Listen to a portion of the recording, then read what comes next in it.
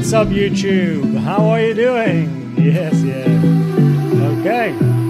Ready for a new day. Volatility on the charts. We love to see it. So, how is the beginning of your week? Or beginning of the week? We're already at, what is it? Wednesday. Middle of the week.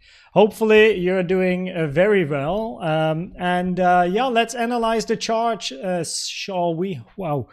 My English at the beginning of this live stream. So, hope that you're doing very, very well. And a little bit of volatility on the chart just before New York opened. Very clear three-wave structure to the upside here on a 3-minute time frame, though. So it does increase the probabilities for a zigzag here. And the moment it drops and hits the 618, taken from this low to the high, right, which should be about here. It reduces probabilities of an impulse, which in turn increases probabilities to take this low here.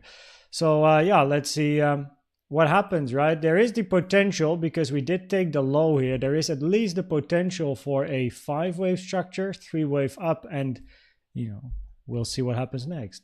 So potential continuation in other words. So yeah, we'll see what happens here.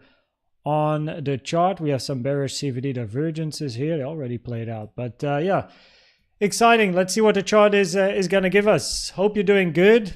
Hope you're doing good and have a good Wednesday so far. Pleasure, he hope you say. Yeah, the first song is Dreamer, Alan Walker. And the second one is Samurai by Jim Joseph. Yep. So yeah, hopefully you had a good morning, good afternoon, good evening. I just got myself to the hairdresser. It was about time, so or the barber, I should say. So we got ourselves some nice cuts, and hair's doing good. Hopefully the chart's doing good and the profits are doing good. One drop, Hodl Cryptos, Thiessen, 2K16. Welcome, Kansen. Serega, Gregor, Hiop, how are you doing, everyone? Mido, Rostam, Alexis, up and down, exactly. Maybe a band-aid, good to have you here. Welcome, Fozzie, what's up? The dog is the market maker, I'm the cat. Oh boy, are you getting choked up by the market? Majin Arti, how are you doing? Welcome. Good morning, Paramez, Andrea, 008Z, good to have you here. So, if you haven't seen it yet, by the way, I have uploaded an analysis on gold. Now, I know we're a Bitcoin channel, of course, focused on Bitcoin. Sunday is altcoin streams. But actually, I checked out gold here. And someone asked me in private, of course, I can't just do this randomly, but to do something on gold. And I therefore made an analysis that is not a free request, by the way, but it was fun. Took me about 1.5 to 2 hours to analyze gold from the yearly to the daily. And if you are interested in gold, or you have gold, you can always check out my analysis here. 25 minutes going in depth, including everything that you need to know with regards to probabilities and how the probabilities change as well if certain things happen. So Obil, Nuzli, Errol, Z, Rob, BNB, how you doing? Good to have you all here. So in this live stream, what we're going to do is, of course, analyze the chart using Elliott Waves. And a quick check here,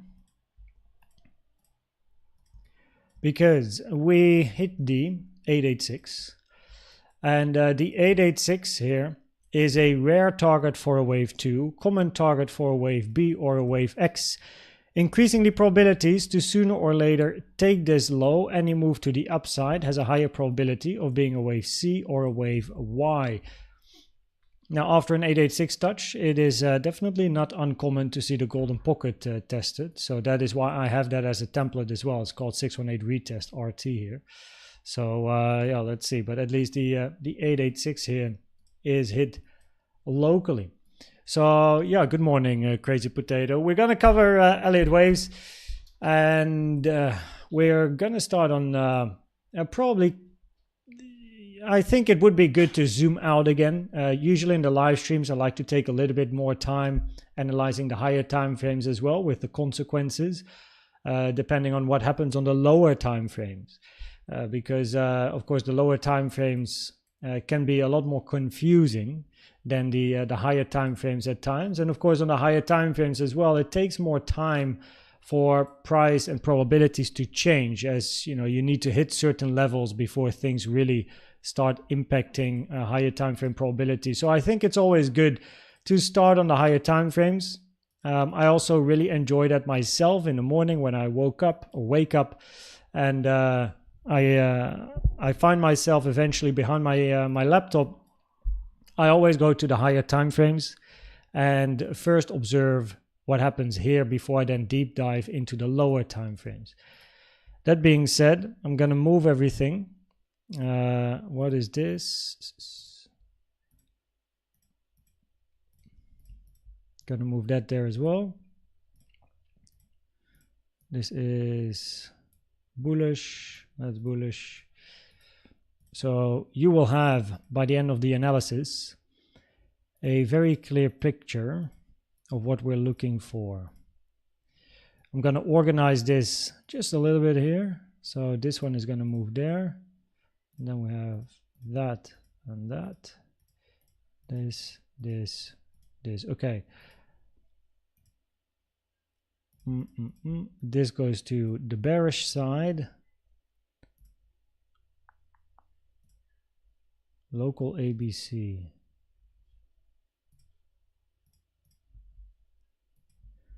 All right.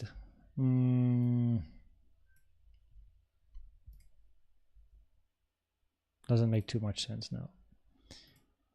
Bullish. Okay, perfect. I think we are sorted.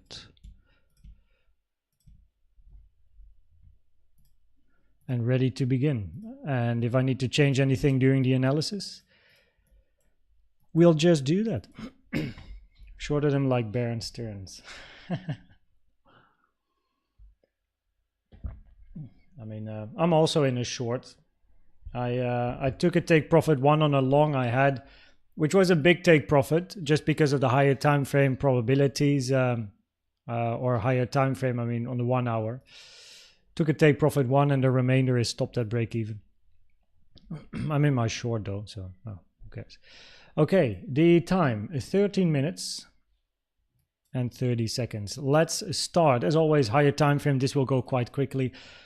The bearish but eventually bullish scenario on the higher time frame as it stands is a 5-wave impulsive structure. 1, 2, 3, looking for a bigger 4, and then a wave 5 to the upside. The reason this is more bearish is because you expect wave 4 to take a longer period of time. So we need a bigger sideways range, and there's only one more push to the upside. While in the other scenario that I will show you, there's 2. So that's an important difference. 1, 2, 3, 4, 5. Now for this wave 4, the common target area is the 236 to the 05, taken from the low to the high of wave 3. Thanks Youssef again for mentioning about the fib lock targets. 57.2k to 42.8k is the target area for your wave 4. 618, 37.7 invalidation. In this case, the low here has been made before the 382 fib time. Now, preferably, the relationship in time between 2 and 4 is at least the 382. Most commonly, wave 4 is longer in time than wave 2, meaning ending after the 1-to-1, which is the 12th of August.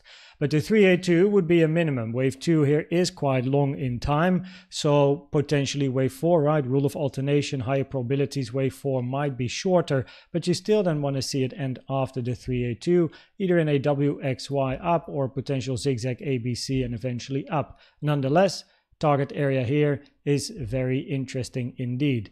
Has to be said, of course, that if this turns to be a WX and then a wave Y, I'll show you in a second, does not have to go back inside this range. The 0.236 here has already been tapped, as you can see. Right, so the usually minimum target for wave 4 is hit. W, X, and then a Y. Y doesn't have to go all the way down in the bearish scenario. A scenario that will get you all the way back down is a zigzag. So here we have a 535 zigzag, leading diagonal A, zigzag B, looking for a 5 wave C to the downside. Target for wave B, the 886, common target. Wave C target is the 1 to the 1.236 trend-based fib extension, taken from the start to the end of A to the end of B, 54.6K, 50.5K, invalidation the high at 73.8K. In this case, we're looking for impulsive scenarios to the downside. And at the moment, the only impulsive scenario that we really have is the potential of a diagonal. And the diagonal might turn into a bigger impulse if this turns out to be a wave 1, 2, 1, 2, and then a bigger 3, but then the diagonal has to be invalidated. In other words, price has to move low enough. I'll cover that in a second. Your second bearish scenario would eventually bullish, as these are both bigger 3-wave corrective structures, and then we expect continuation, is your WXY. Common target for X here is hit regular flat in W, expanding flat in X, looking for a move down in Y. The potential is here for a zigzag 535, but a wave Y, at least that's most common. But a wave Y can also become a flat or a triangle. A flat is a wave A, B, C, grab the highs, move down impulsively. That's what your C is.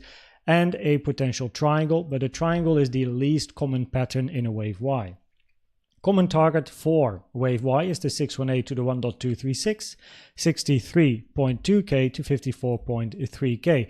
Now this is what I meant just now on the weekly time frame. In a WXY, you don't have to go below this low. I mean, arguably, most of the common target area for your wave Y, the yellow box, is above this low. Right, so the 236 has been touched. So if you do end up in a WXY, you might not take the low, but move up before taking that low, right, in the weekly bullish scenario. On the lower time frames, if we are looking for that bigger wave Y to the downside or wave C in the A, B, and then a wave C to the downside, where you do want to move below 56, we want to start for that wave C, at least for sure, with an impulsive structure. In a WXY, it's less relevant, but in an impulse for a wave C, we need to start with bearish impulsive structures, where the diagonal here now, you know, this is definitely at the moment a scenario I keep an eye on. Usually, I only like to keep an eye on diagonals when a wave 4 is finished, because up till that moment, there's other structures and scenarios that generally have a higher probability. The only reason why this time a diagonal is on my chart is because of the potential double zigzag WXY in 1 and a potential WXY or ABC in 2, which therefore means there's not many scenarios left for the bears, and the diagonal is you know, one of the only ones that's left. So that's why the diagonal is on my chart. Now here we're then looking for a wave 3 to the downside in this case. And your wave 3, right, should move below the low of 1, but preferably stays above the 1-to-1 trend-based fib extension taken from the high to the low of 1 to the high of 2 at 64.9K. If we do move that low, the probabilities for a leading diagonal decrease, and the probabilities increase for the potential of then a bigger move to the downside, so a bigger extended wave 3. Right? The diagonal is then your wave A or 1, you look for a B or 2, and then down in a C or 3, and then at the later stage continue to trend towards the upside. Would be quite nice as like a general shakeout, I suppose, of the market, but of course we do want to see low time frame proof, right? Local proof here. So on the lower time frames, inside that green wave 3, you're looking for, again, a double zigzag, ABC to the downside in W, WXY, potentially here your X is finished, right? And then move down in a wave Y, another zigzag in a 535 to the downside, where, as mentioned, you do want to take this low. So you could have a finished W, finished X, and then a wave ABC to the downside, moving down into wave Y. Interesting. Now this is what X looks like in a little bit more detail. Zigzag in W, 3-wave structure, also a zigzag by the looks of it on the low time frames in an X, and then a flat structure in a wave Y, ending here on top of the 1-to-1 trend-based sub-extension from the low to the high of W to the low of X. Common target for your wave Y, perfectly respected, moving towards the downside. And if price takes, a bit messy here, if price takes out the high here, then this scenario is pretty much invalidated. I say reducing probabilities, but that was earlier today when price was still ranging pretty much up here, but now we're all the way down here, right? So yeah, we don't really want to see that, okay? We want to see continuation to the downside, where you then have a finished wave A, zigzag in B, continue down in a wave C, all right, for that wave Y to the downside. So there you go, bearish scenario. Then we go to the more bullish scenarios, and the probabilities will follow, as always, after this. So your more bullish high time frame scenario is a wave 1, 2, 3, 4, 5, where your 3 is not yet finished in yellow. So we have a sub-degree green count, 1, 2, 3, 4, 5. 4 finished inside the common target area. For 4, you look for price to move towards the upside in a wave 5. That means that on the 4-hour time frame, we want to count impulsive structures, no? So naturally, right, there's only 3 structures you want to look for. An impulse, 1, 2, 3, 4, 5, no overlap between 1 and 4 allowed, which is the reason of the invalidation here, 65.5K. That's the high of 1. Don't want overlap with wave 4. If we do move down, invalidate it. Second, a potential diagonal, preferably contracting, because expanding diagonals are rare. This is going to be an expanding diagonal, so that's not what we like to see. Also wave 3 longer than 1, which is not ideal. A little trick, take a channel from the start of, or the end of 1 to the end of 3 to the end of 2. And if the lower trend line is hit, you're always going to be talking about an expanding diagonal, which is the case here, which is rare, never preferred, unless all of the other scenarios fail. So that then leaves us with an impulse and a double 1, 2. The impulse here, preferably this is the low of your wave 4. I don't care if this is the end of your wave 4 or not. Wave 4 can end later, no problem with that, right? But it preferably is the low of your wave 4 here. And the reason is that if you take this low, there is not much left between the low and hitting invalidation for this scenario. So moving down here, taking out the low would not be great for the bulls. Right? In a wave 4, you can have complex sideways structures and all that stuff. You can end somewhere at a later stage, but you don't want to take that low, which is the low at 66.3K. No? If you do move down and take out the low, then there is the potential for a more bullish scenario, but the probabilities simply aren't that great. So here you have a 1, 2, 1, 2, continue up in a very big wave 3. Here your common target for 2 is actually below the low. The 05, the blue box, 05786, right? 66K, 62.6K, common target for 2. 382, less common, 886, very rare. The problem with the double 1, 2 in probabilities is your second one is longer in time and price than your first wave 1, while your first wave 1 is a higher degree wave 1. And that lowers the probabilities for this scenario. It's not an invalidation though, but it does lower the probabilities. So therefore, if you do move down, the probabilities immediately increase for the more bearish scenarios on the higher time frames, right? As long as you're holding this low, the probabilities for the bulls are good on a higher time frame, right? It's okay, but locally we definitely want to see some signs of strength, or at least a continuation of the range by hitting 69.6K before taking out the low here. And you'll quickly know why we don't want to take the lows before 69.6. So there's currently not really like great signs of strength locally just yet. All right.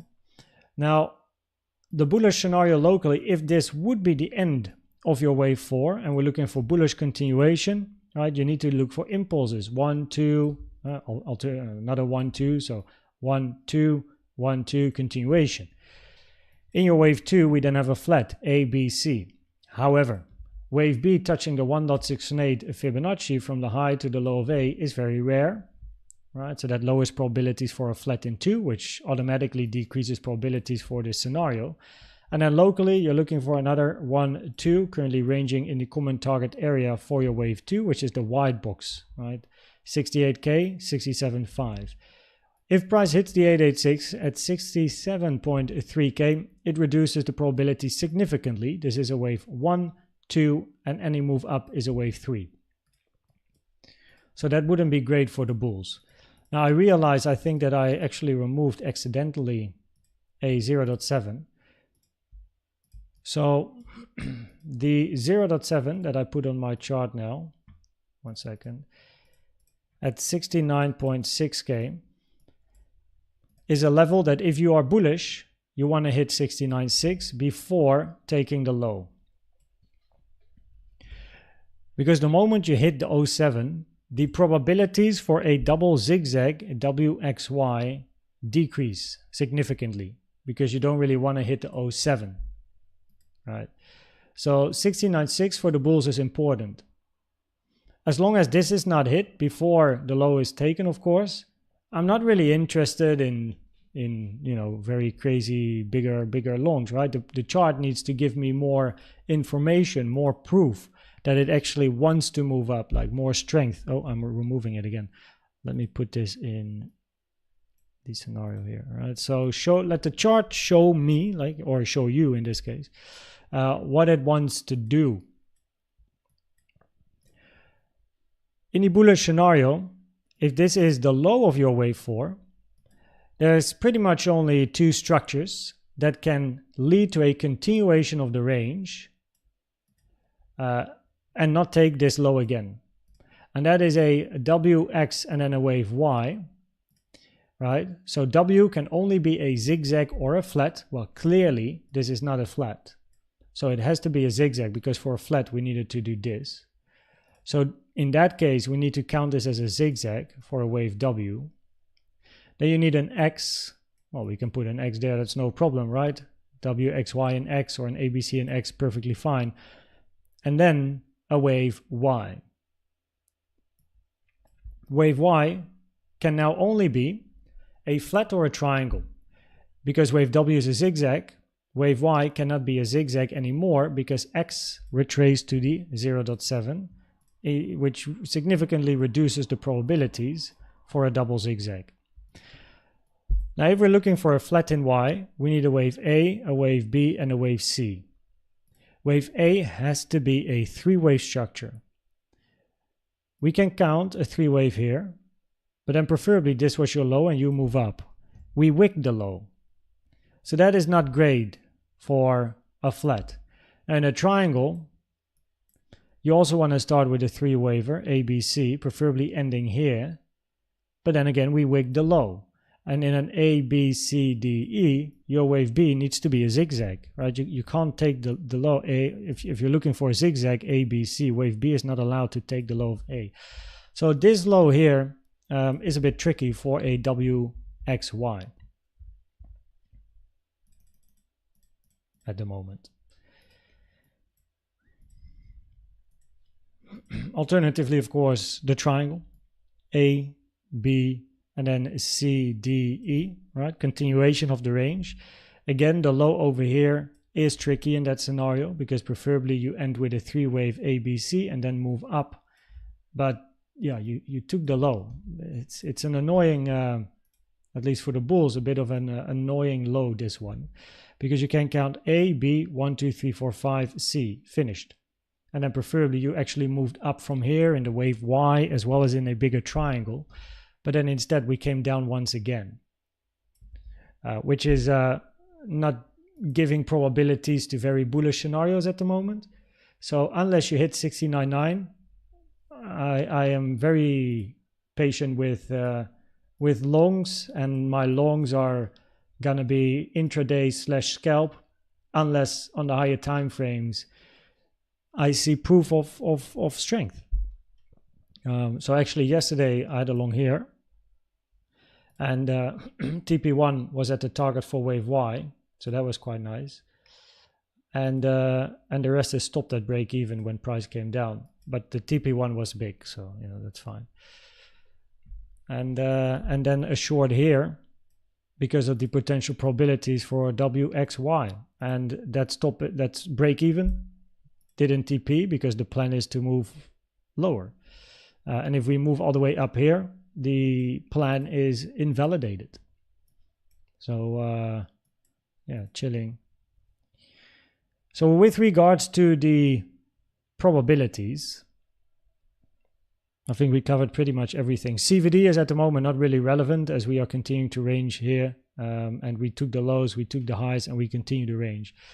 So yeah, with regards to the probabilities, I guess you can kind of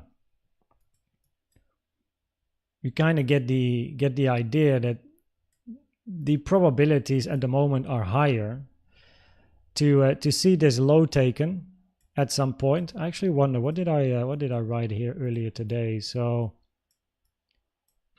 oh yeah, so we were looking for retracement to the downside as a bare minimum, so we got that one. The current low at 67.2k has a corrective look, which is also this move down here. Looks better as a three-wave corrective structure instead of an impulsive structure, right, which lowers the probabilities that this is a 1, 2, 3, 4, 5 for a bigger A, B, C wave 2. In other words, probabilities are lower. This is the low of a wave 2, and we move up in a wave 3. If we do move up, I'll be thinking about the W continuation of the range in a wave Y or a bigger triangle. In other words, we'll be here for a while in that case. And then we can always reanalyze the chart at a later stage. But then we need to see some signs of strength, which I write about here as well. So hitting 69.6k would be a starter. So on the weekly time frame, probabilities are higher to continue the trend to the upside. Even if you do move down into that yellow pocket for wave 4, probabilities do not change, right? You can easily go back down into the 50s even, no problem. At the moment, not yet something that is relevant. You first want to take out this high, 65.5k, touch this, and the probabilities increase for the bearish scenarios, A, B, C, and Y, or 1, 2, and then down further on the daily time frame. Move up, touch 69.6 before taking out the low. Probabilities will increase to continue ranging here, and then we can reanalyze this range at a later stage, but the probabilities for the bulls will increase, where we are then going to be thinking about a W, X, and then a Y, or potential triangles. Not too big of a fan of triangles unless wave D is in, so it's a bit early at the moment. Quickly gonna check something.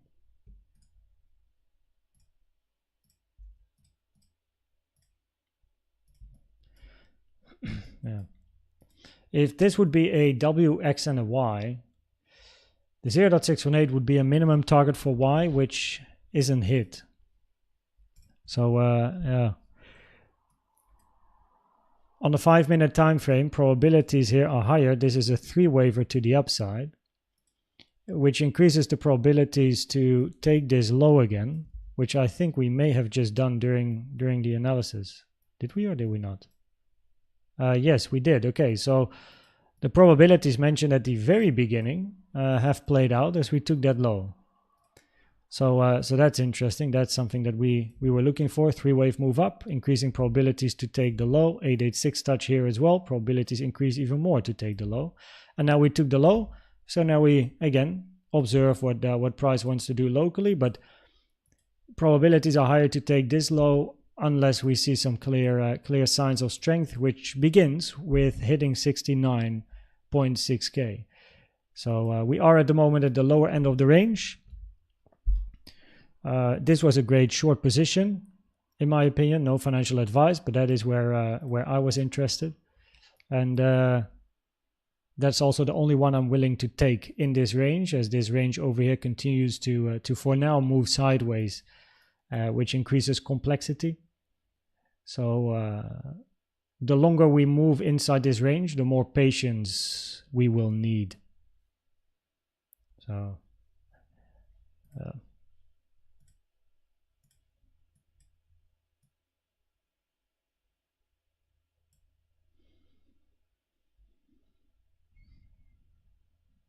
I mean, 3-minute CVD, arguably a bit of bearish CVD here, but it's very early to talk about that sort of stuff. It doesn't really change probabilities at the moment, so yeah,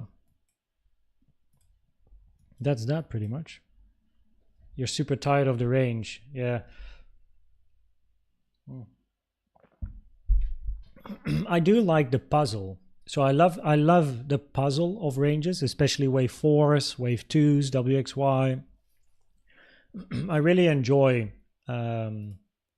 thinking about the possibilities. The only time I get tired or pissed is when I don't have a clear idea of what's going on. And that was the case when price was here, because it went so high, almost touched the 618. And I was like, what's happening now, man? If we move to the upside, touch the 618, the wave 4 is also invalidated. And I was like, what's happening? But then as price moved down and touched the 618 here during the, I think, was that during the live stream? I think so. Taken 618 from the low to the high. An impulse was invalidated. 1, 2, 3, 4, 5, because wave 4 retraced too far, which immediately meant that was the moment I started to get interested in shorts. And then I took a short here, aiming for the low. And, well, we pretty much were close to the low, so I put my stop break even, and price decided to come back up instead of taking the low, and I was like... But then I told in the setups channel as well, and Diamond, I was like, well, if we come back up, if I see more signs of weakness, I'm interested to join again. And then this is also where we again saw signs of weakness, especially on CVD. And that's where I then re-entered and I closed on the box. So yeah, I can get very frustrated if I don't really have a clear idea. I need to know levels, like if price does this, then probabilities increase for that or decrease for this, and I need to have an idea, you know. So I now know if price is moving to 69.6 before taking the low, the probabilities for more bullish scenarios increase. And I like to have these like facts in my head. If I don't, it pisses me off. If I don't have great clarity. But yeah, and that's pretty much what I'm looking for, right? Like 65.5 or 69.6. Pick your poison. Patience.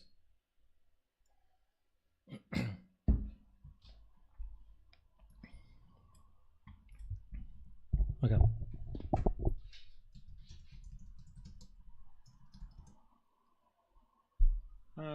When do we start?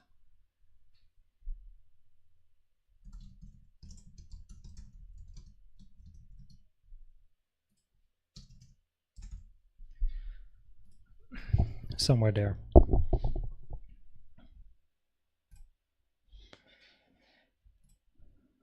Okay. Quickly scrolling up as always. See.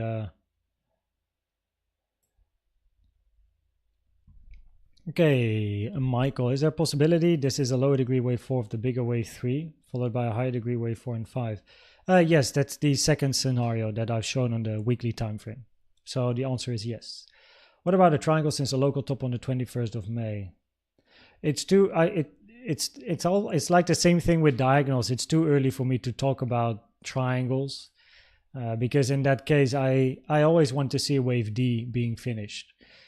Before wave D is finished of a triangle, there's other scenarios that carry higher probabilities compared to a triangle. So of course, price might create the shape of a triangle, but with some videos that are coming very soon, you'll quickly figure out that there are other structures that will have a higher probability until wave D is in.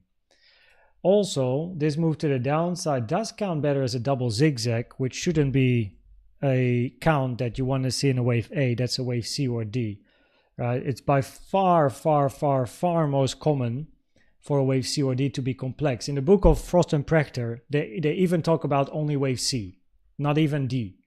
But flexibility learns that D has a possibility. But seeing A complex, I mean, if A is counted as a WXY and someone makes a triangle out of it, I don't know. In that case, just count it ABC, because it's not even mentioned in the book of Frost and Prechter that is a possibility. It's incredibly low probabilities. So yeah, ABC. Yeah, then we can start a triangle, but then I want to see wave D finished before I go into triangles. So of course your bullish impulse scenario will carry probabilities until you hit 65.5, and that's the thing. Once 65.5 is touched, the bearish daily scenarios, right, the WXY and the zigzag, these two will have a higher probability. But at the moment, as we continue to range here, one can't just yet say, like, with full confidence, like, oh yeah, that's the highest probability. It need to wait a bit longer, more price action. And that's why I like to keep an eye on the local time frames as well, to see if there are clues. And that's why we go from the weekly down to the 15-minute, pretty much. Yeah. 67,200. Yeah. Hovering there, huh? Hovering. So in a bearish scenario, right, you would have a finished impulse down, zigzag up ABC, and then either continue down, or this is just your W. In other words, your invalidation is the high. So bearish scenario would be A. Yeah. And then B, and then C, invalidation, take the high. Preferably your wave B is a little bit longer in time than what it is now. It's a very short zigzag. At least passing the 382 would be nice. 6:30 p.m. Central European time. Where the zigzag up here, that's just your W. You create an X and a Y. Now everything is white. So let me make this different color here. And then do that, and then this, and then this.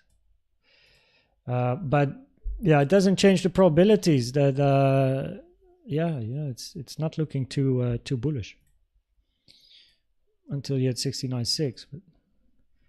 But this low here, this low is not great for a bigger 4-hour time frame WXY as well as a triangle. This one, this low by itself also increased probabilities to still take the low at a later stage.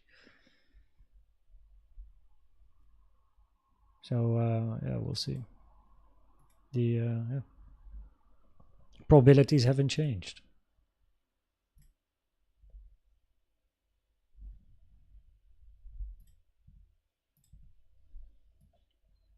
Until price shows us strength. Hello, Stefano. DP, what's the largest trade size you ever entered? I understand people love to ask questions sometimes about trading size portfolio, how many millions are in an active trade and those type of things. But with the industry that we're in and the amount of scammers and shit that's going on, everything account wise I keep it completely private. Also money wise, house wise, cars wise, watch wise, you will never see me with any watches on any live streams. I barely ever wear like certain stuff on streams and stuff as well. I'm very private in that regard. Secondly, it will not help people to know, like, what does it help someone with if I trade with 5 million or 10 million or 100K, like, you know, like what's it going to change? Probably not much.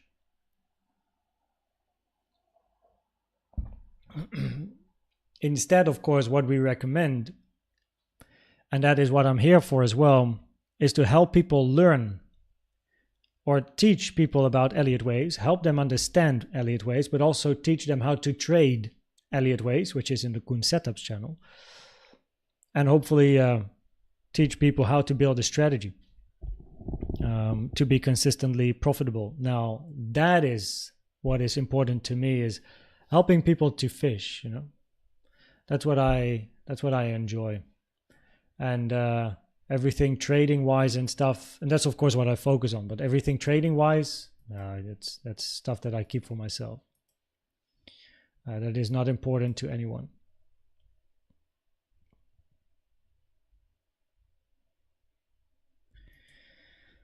Just a range. Maybe I'll have to keep the WXY on the chart. This of course would be the bearish scenario. Let me remove this though. Let's for now keep this on the chart. So yeah.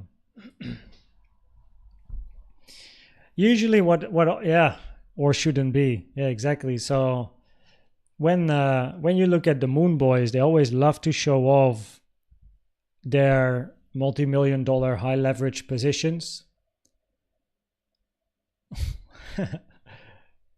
What's the goal? You got to ask yourself, why do they show that? You know,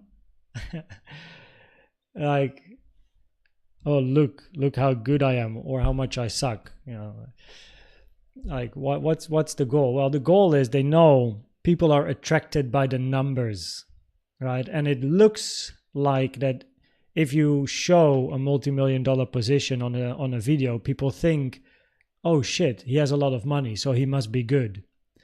Oh, he has an affiliate link, right? Because that's like, most of the Moon Boys are absolutely rubbish in trading. If you would backtrack their videos, besides videos that are wrong tend to be removed as well, and there's enough of those explanation videos online as well. But of course, it's a big number. People are attracted by big numbers, right? And think people might be very good, but then it's all about trying to get people to sign up. Now, signing up does help a channel, but and that's what I notice as well. It does support a channel, but I think the why of those people is not nice. I think it's also a bit similar to what you see in real life, that you know, those shorts and videos where the people that are very flashy tend to be the ones that are poor, while the ones that are dressed very casually are the ones that have money in the bank. You know what I mean? Yeah, I'm not someone that flashes. I've learned from a very young age that you got to keep your feet on the ground. If people enjoy Elliott Waves and they enjoy my analysis, they will hang around on the channel. They won't be here because of big numbers, flashy stuff, because I don't share that. So it also attracts a different type of person. People here want to learn, they want to follow Elliott Waves. They're not the quick in and out, or tend to not be the get rich quick type of people, which also reflects the Discord community which we have, which is an incredibly nice community for 2.5k people being there. It's very educational. People really help each other moving forward instead of asking for signals and his price going up or down. You know what I mean? So everything I reflect in the content is then reflected by all of you. Like and that's what I love to see. Like, you know, that's the direction I want to go.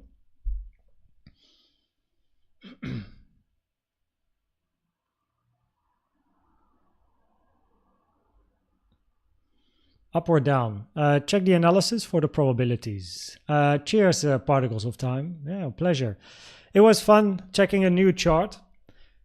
It was actually quite an easy chart, like gold. So I started on the yearly, and so this is the story. There's someone in the community on YouTube, and he has a gold shop or multiple shops, and of course he owns a lot of gold. So he was like, yo, you know, are you able to do a private like analysis? Well, you know, I want to put it on YouTube as well if I do it. Of course there's a price, but I was like, yeah, I got time in the early morning, spend 1.5 to 2 hours analyzing gold, but the chart was pretty clear. It's a very clear count. So yearly, monthly, daily, weekly, clear probabilities, and then and then I recorded it. Many people in Discord wanted a gold video when I asked for people's opinions, so I was like, okay, I'll make it. Ethereum would be for a Sunday altcoin stream. Got massacred today. Lesson learned, not to trade away for, or at least don't trade away for an Elliott Wave terms. Missed lots of good setups today because my count kept changing due to Elliott Waves, where without it, the setup was super obvious. Yeah, good reflection, Pistachio. It's also a link of Discord in the description. Yeah, it's also partly over trading or fear of missing out. If price is going to move and you're on the sidelines, of course that's not always nice, right? And then in out, that happens. You know what I mean? Like people just go in and out all the time. So yeah, when I don't have clarity, I stay out of the market. But I still have sometimes the urge to enter, and if I do, then usually I get into in out, because price is moving up and price is moving down with every tick, every candle, and I'm like, oh shit, I shouldn't have entered, and then okay, I should, and then but I don't have a clear plan, so I'm entering without a clear idea and a plan and an invalidation, which then makes me go in out. Luckily, that rarely ever happens anymore, because it's mainly a psychology issue, not an analysis issue, not a technical problem. It's a psychology problem, which is something that I've worked on, like psychology in general, for years. I can recommend the book, by the way, Mental Game of Trading. Jared Tendler. Funding rates are too positive on all the exchanges. A little hint. Maz, Romans that can fake the crap out of their presence online. Yeah, it's just the fleshy stuff is it might get the follows, but it's yeah, I don't know. Have great fun with your rented Lamborghini or whatever, you know what I mean? So the moon boys always cry when it's not mooning. I gotta say, I haven't watched any of them in years. I have no idea what type of content they make nowadays, or what they analyze or what they use. Wiki morning, yeah, took the high, definitely a zigzag structure, so that's why I got a potential WXY on my chart, because if this is a zigzag and this move down is another wave 1, 2, and you go down in a 3 in the bigger WXY, right? It's a very short W. It's very short in time. Didn't even get close to the 382. So that's why optionally I have WXY. Alternatively, a flat in an ABC.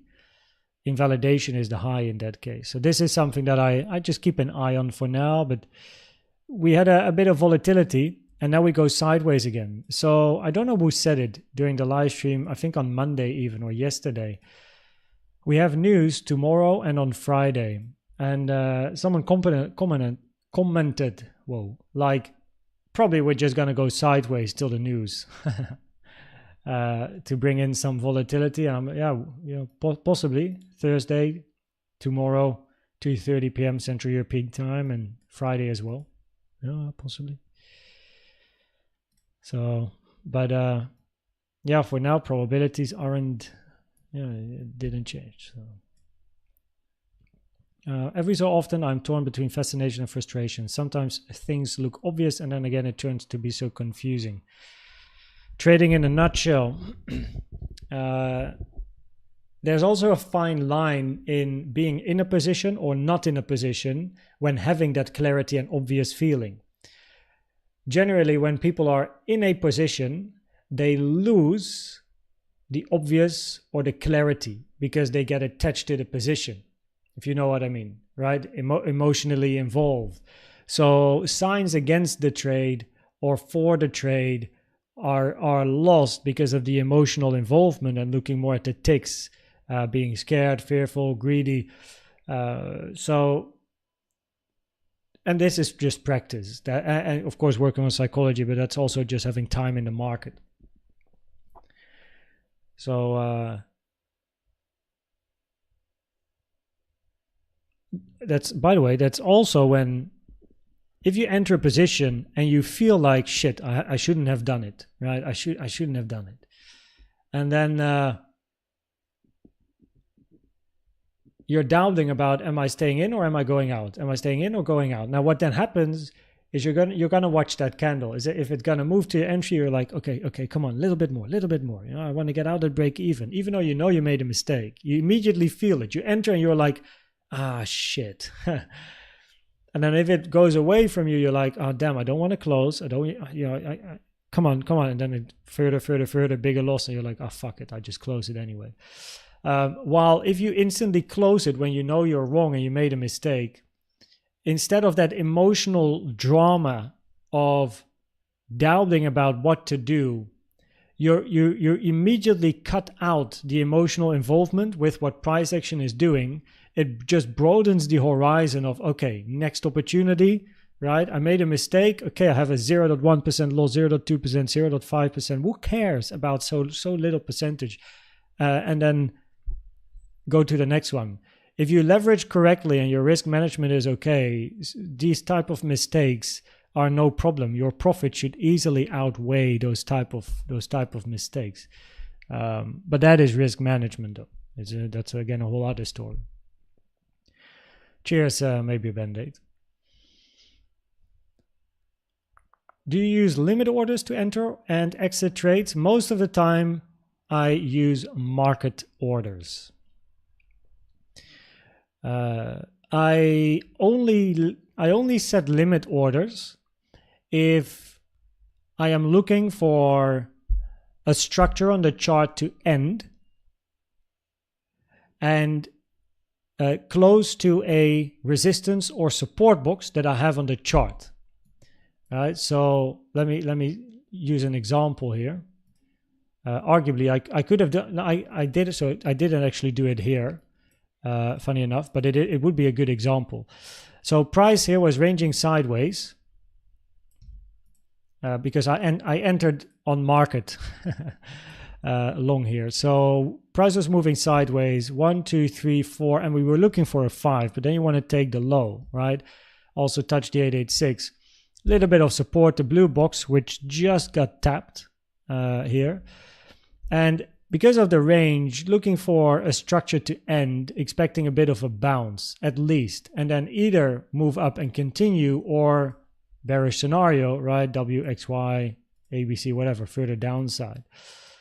So because of the range sideways, probabilities increased that if we take the low, we find support and move up. So that was arguably a nice limit order potential entry, but I actually entered on market on a 3-minute time frame, or I entered because of 3-minute, what I saw on the 3-minute.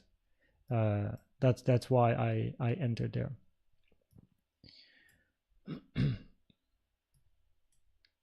But I look for structures to end. So here we move down on high volume.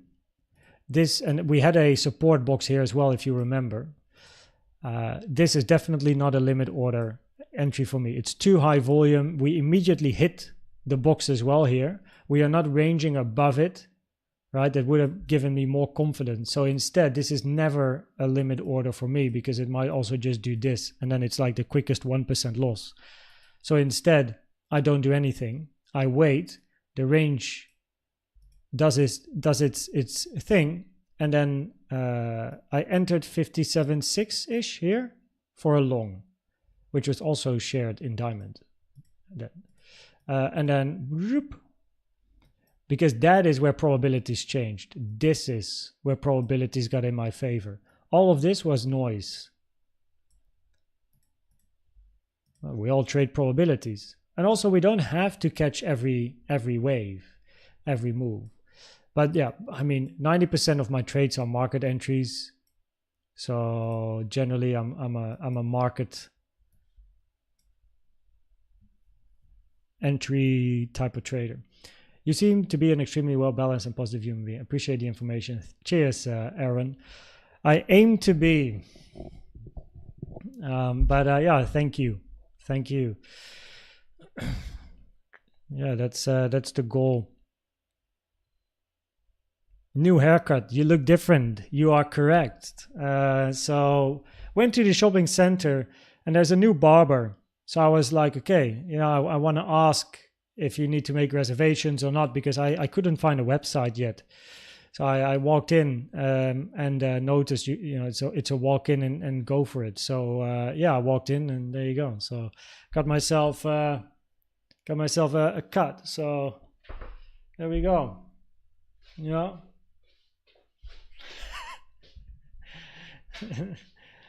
This is officially a hair stream now. So I got the cut, looking sharp, ready for summer. The sun is shining now. Whoa, we had a crazy storm earlier this morning though, with thunder and everything. So hope I'm proven incorrect. I want some progress.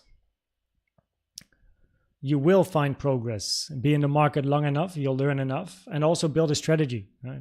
Build a strategy. If you want to build a strategy, let's start this different. You know where it's going, everyone. If you are trading, but you don't have a clear plan or a strategy, follow these 6 steps. And then you have a great probability of being a long-term profitable trader. First of all, step 1, try as many free tools as you can. The tools on the left side here, indicators, Elliott Waves, but that's quite complex. So try as many free tools as you can. Step 2, build statistics on some of your favorite tools. By getting experience with the tools, you will quite quickly notice, as well as indicators, you'll quite quickly notice what your favorites are. Build statistics on them. Get your Excel sheet out, build statistics. This is the step 2, where most people give up, because they think trading is all about being in the chart. Big mistake. Step 3 is combining some of these tools and build more statistics, right? So get your Excel sheet out, and now if the VWAP and the golden pocket and a trend line are aligned at the same level, what is price doing there? So you backtrack, you forward test, back test, forward test, build data. It will take time, it will take energy, you get tired, you're like, fuck, this is boring, you know, all the things. But what you're working on is a strategy that's going to pay you for the upcoming 10 years. And it will cost you a couple of months, a year, 2 years to build, but it will pay you. So step 3 is combine some tools, build more statistics. Step 4 is tweaking and adjusting. Right? So tweaking and adjusting means add a tool, remove a tool to the mix, build more statistics, increase your risk to reward ratio, your win rate, or whatever else you're tracking. Step 5, start trading your strategy with a low amount of money and work on your head, work on trading psychology. Step 6, start trading with a bigger amount of money, right? More money, slowly increasing your portfolio size preferably so you can get used to bigger losses. Because getting used to bigger wins is very easy. Getting used to bigger losses, that's where psychology kicks in, and that is not always easy, right? So price moving to the downside here. Very nice.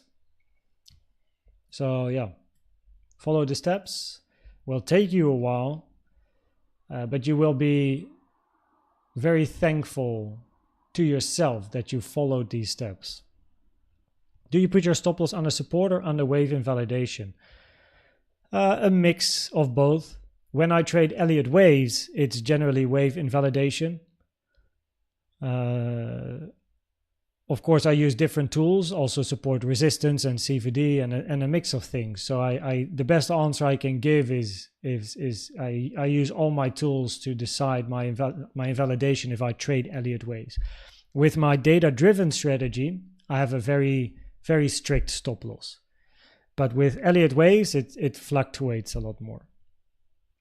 Haircut looking fresh, ready to be a TikTok influencer now. Maybe one day. No. And then it will be Elliott Waves. It won't be my face. So I do have a TikTok account, and we tested with some TikToks back in the day, but yeah, I've been thinking, of course, I make the videos and the live stream. But one video can, of course, be cut in many different pieces for many other platforms. I can't do that myself. First of all, I don't have the time. Second, I'm not that handy with all the editing and all that stuff. So I would probably need to partner with a company that then has people that can do it. They download the video, they cut all the pieces, edit it, and then you can, or they can, put it online on many different platforms. Sorry, I was the one who said we may end up going sideways until news. Yeah. Simon, you are correct so far. Oh, what did you do to us? Oh.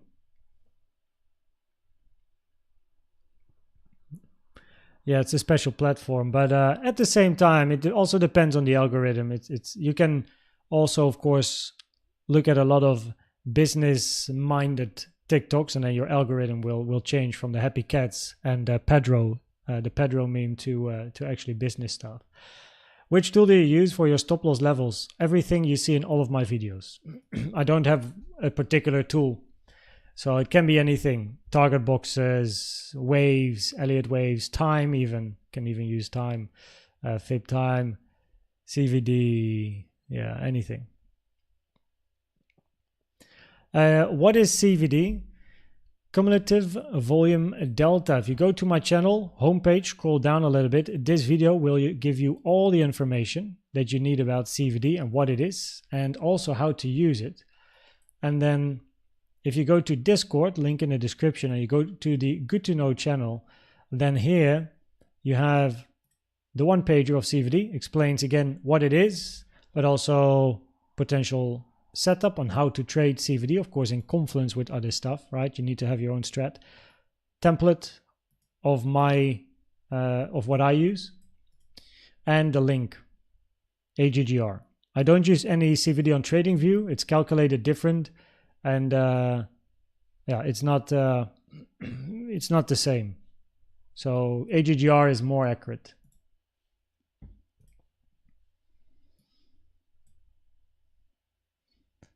Vishal, I want to be like you, sir, in Elliott analysis. Thank you for all the work you put in here. Cheers, Vishal. It brings a smile to my face. Thanks, man. You'll get there. Like, about 2 years ago, I was in your position. It's 2 years. It sounds a lot, but at the same time, it's not. So 2 years ago, I was starting with Elliott Waves. I started February. Oh no, wait, 3 years. Sorry, longer. 2021 Feb. That's where I started with Elliott Waves. I got introduced to it very much at the beginning of my career, and the rest is history. So I loved it. Now it was pandemic, so I pretty much full-timed learning Elliott Waves. But yeah, you'll get there. I also had a 2-month break of learning Elliott Waves because I got pissed because I didn't get it. So I quit. And then 2 months later, because in those 2 months, my head, every time I opened a chart, I was still counting.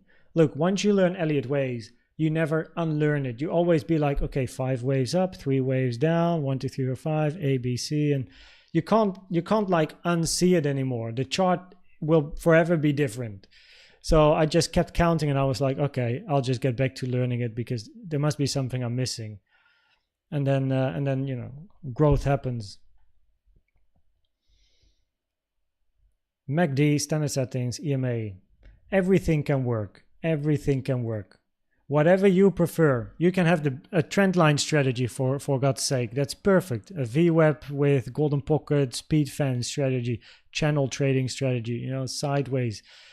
Doesn't matter. Everything works as long as you build statistics and experience with your strat, and you know where to put stop losses, your best risk reward ratio, maybe even your most profitable days. And yeah, does it work during news or not, weekend or not? You can track everything. Why is Bitcoin not you promised? I definitely didn't promise, that's for sure. Cheers, broadband. I'm at work right now loading trucks, but I tune in just to listen. You've got a grip of structures in the gold stream. Feels very overwhelmed. Any advice on approach to learning? You've got a grip of structures in a gold stream. Any advice on an approach to learning? I'll focus on the most common corrective structures first. So the order of the videos is the order that I recommend to learn. So start by focusing on impulses. Impulses are the easiest structures on the chart as well. So once you watch a video and you make the notes and you learn as much as you can, first go to the chart and try to find impulses.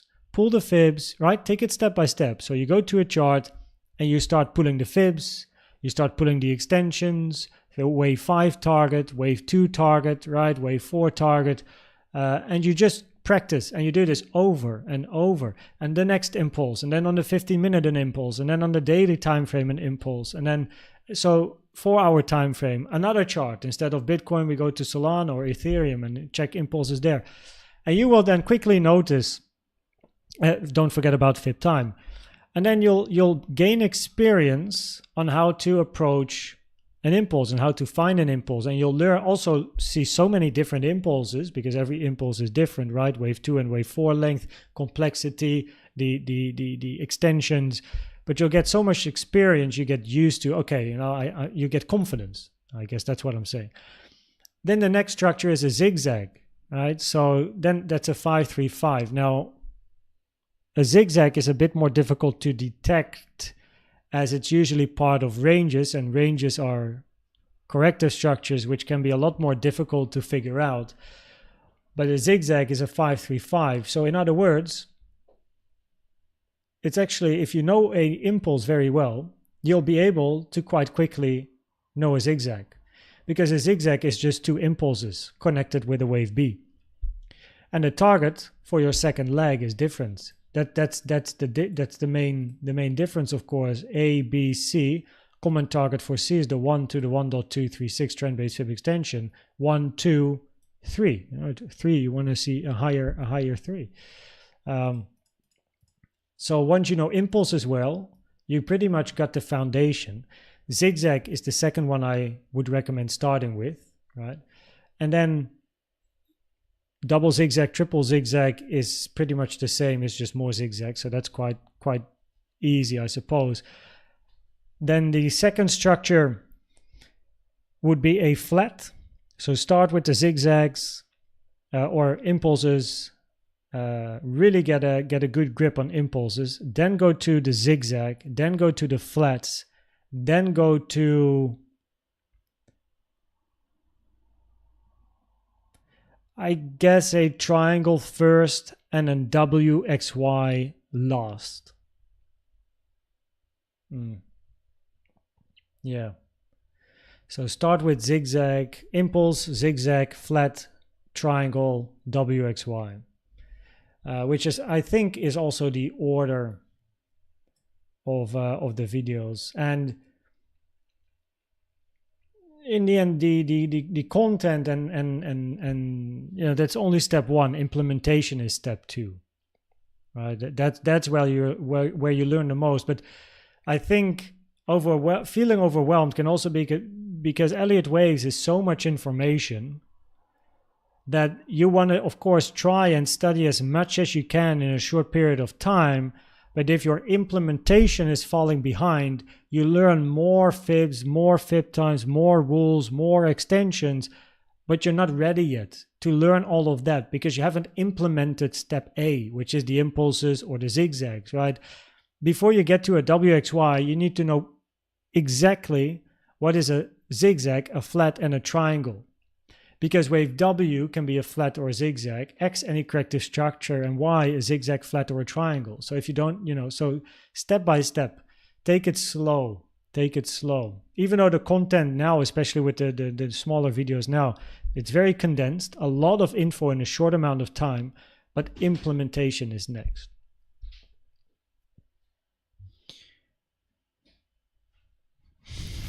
That's a well-known word in the industry. The best part of training journey is learning emotional regulation when confronted with reality that is out of control, then developing risk management practices. Cheers, particles of time, and I completely agree.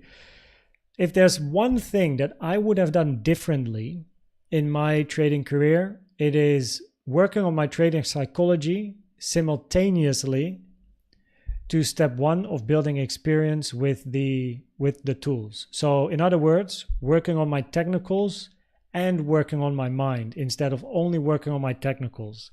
I was so focused on just working on my technicals, my technical know-how, knowing everything about Elliott Waves and theory. My psychology was my weakness.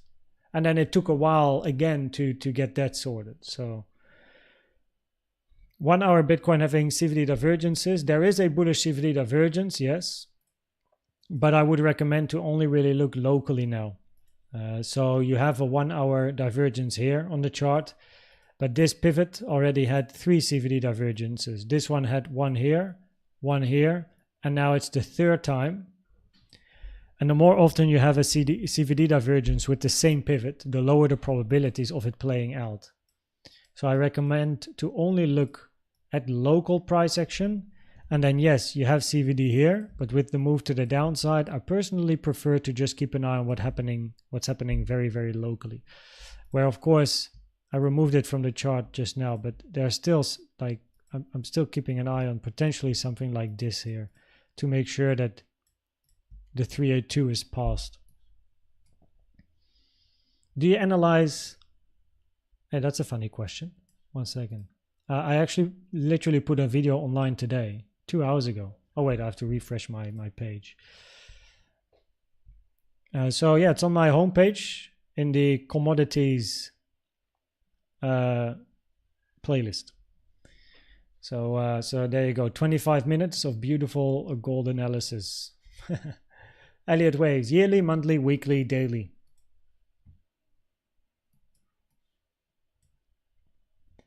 I use order flow and Elliott with your help and it's been working, so I want to learn properly from you. Order flow is a nice one as well. Cheers for learning from me, Vishal. Appreciate it. And I hope I can help you. And Elliott Waves with order flow, yeah, great combination. Can work very nicely indeed. Yeah. I know more Elliott Waves that use order flow. Of course, also other tools, but yeah, order flow can be one of them. Where did you learn how to use FIB time tools and the common target for the waves? So FIB time, I never really have a great source for FIB time because FIB time information is very scattered and it's quite difficult to have one area. You read some stuff in the book, Elliott Wave Principle, Frost and Prechter, but you also read stuff on many different websites, and then it's about implementation where you will very quickly notice the relationship between waves in time, but that's experience. With regards to targets, hello, yes. So with regards to targets, this website is really good. Of course, you'll read more about targets, many different sources, also books. Like there's many, but if there's one website that I can recommend, it's this one. I'm not affiliated. I don't get anything. I don't know who's behind this whatsoever. This is the website I used in my career when I started and was learning Elliott Waves. It's the best one that I have found.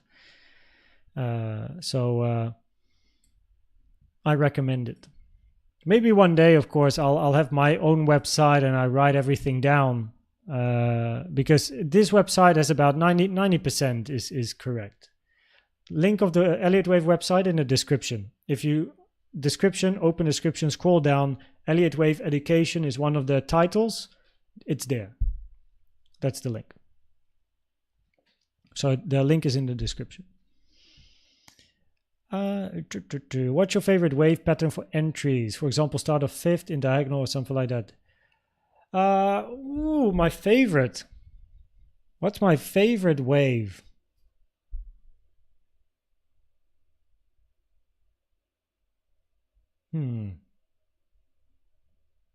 I mean,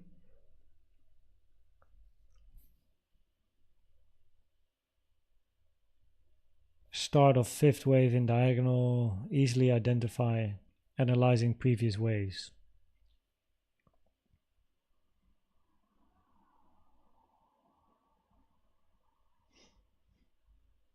I mean, a wave B or a wave 2 in a zigzag or an impulse. Yeah. And I'll tell you why as well. I have a great example. So if you finally develop the ability, of course, to count an impulse with confidence, impulse, right? An impulse can only be one of three structures. An impulse can be a wave C, a wave A, or a wave 1. If it's a wave A or a wave 1, your follow-up is the same. You're either looking for a 1, 2, 3 or an A, B, C, but you're going to go up. If it's a wave C, the probabilities are higher to sooner or later take the low, right? So you might continue to the low. Now, longs here were incredibly high probability. And that is because the only way to count this finished impulsive structure, once we started retracing, right, and touching the 0.618 from also low to high, once you started retracing, if this is a wave C, it had to be part of a flat, A, B, C. But that's a running flat, right? A, B, C. Wave C didn't take the high of A. And a running flat is rare, never preferred, unless all of the other stuff fails. That's exactly what I've been talking about all the time here as well. So any retracement to the downside is a great long opportunity, as the probabilities are so much higher for an A or a 1. So a B or 2 is a standard, it's probably, this was in all the price action we've had since the low, this was the easiest long by a mile. Yeah, so that's probably my favorite. If you can identify a clear impulse and you can identify a C, A, or a 1, right, by checking the rules and the guidelines and everything with regards to Elliott waves, then a B or 2 that's my favorite trade. And then as price moves, that is when you then got to figure out if it's a wave 3 or a wave C, right? That's only something you know once price moves up and you check the retracements and everything. But yeah, probably that's my favorite. It's also quite easy. CVD. Yeah, I haven't been checking a lot of CVD here because the range is not big enough. So even though you might look at, oh, this range is quite big, that's true. But bullish CVDs here already played out, bearish CVDs already played out, or either one of those got invalidated because you moved above the range, you moved below the range. So the only CVD that one can really look at right now would be this, like from the recent low. Any other CVD at the moment is not like, yeah, you have bullish CVD, higher low, lower low. But especially after the sharp move down, I would prefer to keep an eye on what's happening locally. Local 3 minute. That's the CVD I personally like to keep an eye on in this range. So we have 15-minute bullish CVD divergences, and they are valid. Target is the high, but then I also want to see local strength, right?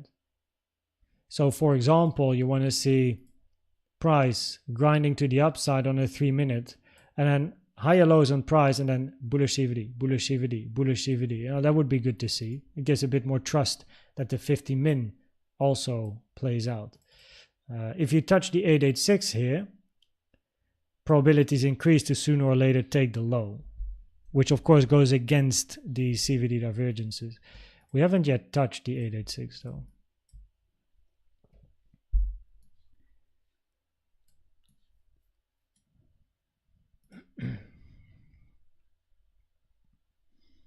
I also think, by the way, another interesting, talking about favorite setups, this one is a bit more complex though.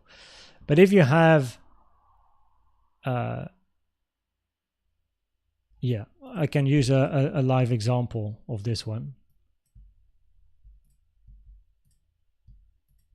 Here's my, I suppose it's a second favorite.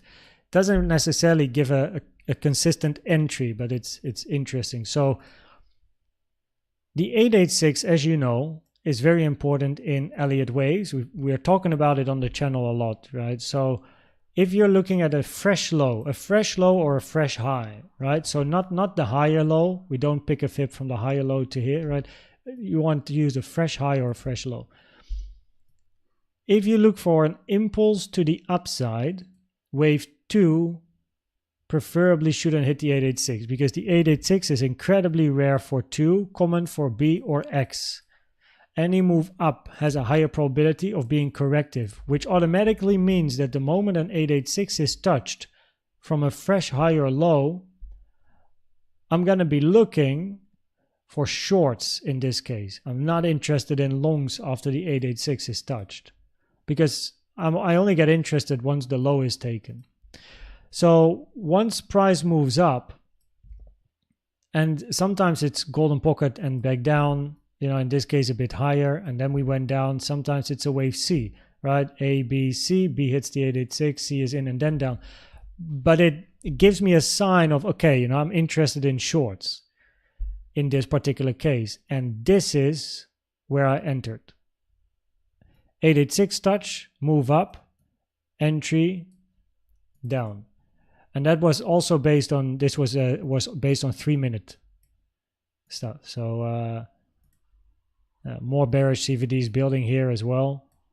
So, and I was looking for the lows, and the 886 was touched, potential 1, 2, 3, 4, 5 wave structure, 5 ending below the low. So yeah, naturally I was looking for price to move down. So once an 886 is touched, I'm interested in looking for positions that eventually take the high or the low. 886 is a Fibonacci tool. So you take a fib from the low to the high here, and then toggle on the 886. It's an important level in Elliott waves. You might see sometimes people using 854, but it's all the same. You know, it's like there's barely any difference. So 886 is what I have learned. So I use that,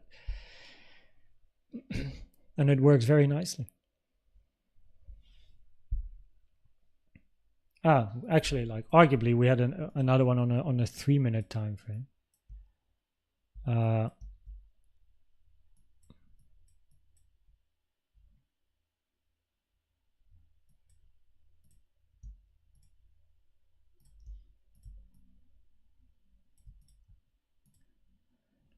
From the trend to the downside, you create a low.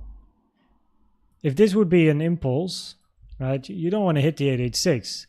886, 886, 886. Any move up is a potential short. Now, I'm not interested in trading like this stuff, and it's very messy. And I prefer sticking on I need 15-minute clarity, and then I can enter using 3-minute stuff. But arguably, as a scalper, the moment you hit an 886, yeah, any move up is interesting. And if you know what you're looking for on a very low time frame, you might be able to get into a proper short to look for the low. This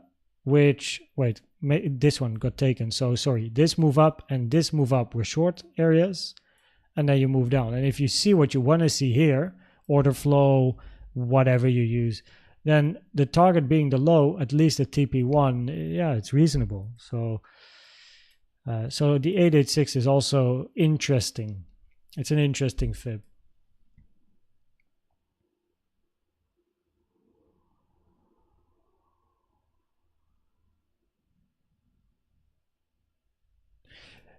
It is a lot, yeah. And it's good, like, taking some time off being involved with the charts to also spend time educating yourself. Like, I think that's probably a great tip for people, especially in the beginning, is instead of being involved with trades left, right, center, and trying to trade every move and being involved with the chart, and focus on studying and gaining knowledge, because that is what will help your trading in the end. Like being involved with the chart, yeah, you learn more about the tools, which of course is good, but not necessarily being involved in active trades, because they take away some mental capacity, right? You preferably focus on learning, not trading. The trading comes after. But of course, the industry in general has a bit of a problem with getting rich quick, and then you have the moon boys and whatever, all that stuff. Usually the people you find first. It can draw and lure people into buy this random absolute fuck shit coin and you're gonna be rich tomorrow, and then the next day it's completely wrecked like Luna. So yeah. It's and that's where I started as well. The first YouTubers I saw were moon boys. In hindsight, a fun period, but I didn't learn anything, so didn't get smarter. What do you think about Elliott Wave chart pattern indicator? Any indicator in TradingView with regards to Elliott Waves is an indicator that you will outperform personally by only a very short amount of studying necessary.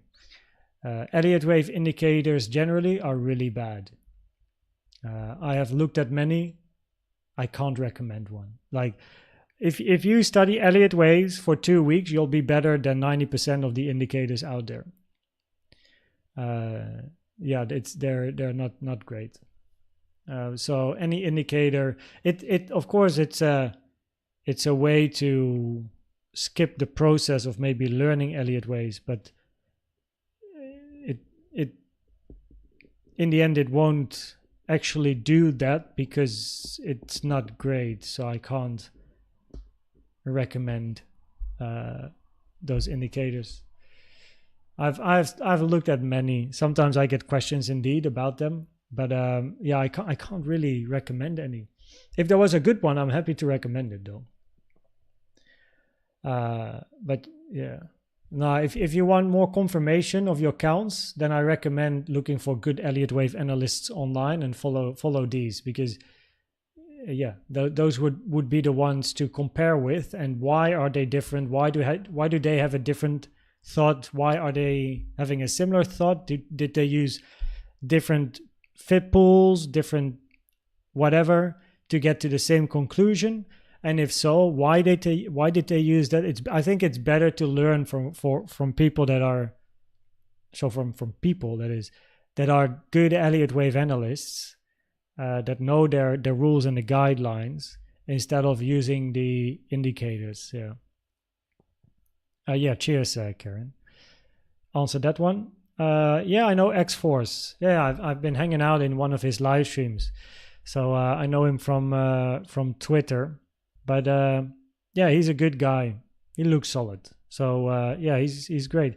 There's only 2 people on the whole of YouTube, other Elliott Wave analysts, that I think are worth subbing to. All the others don't stick to rules, guidelines, and there's probably channels that I haven't found that I still need to see. So I'm always curious, but at the moment there's only 2, and that would be Green Star Trading and X-Force Global. There's no other channels that I can recommend at the moment. Not yet. But also, I barely ever watch crypto YouTube and Elliott Wave YouTube.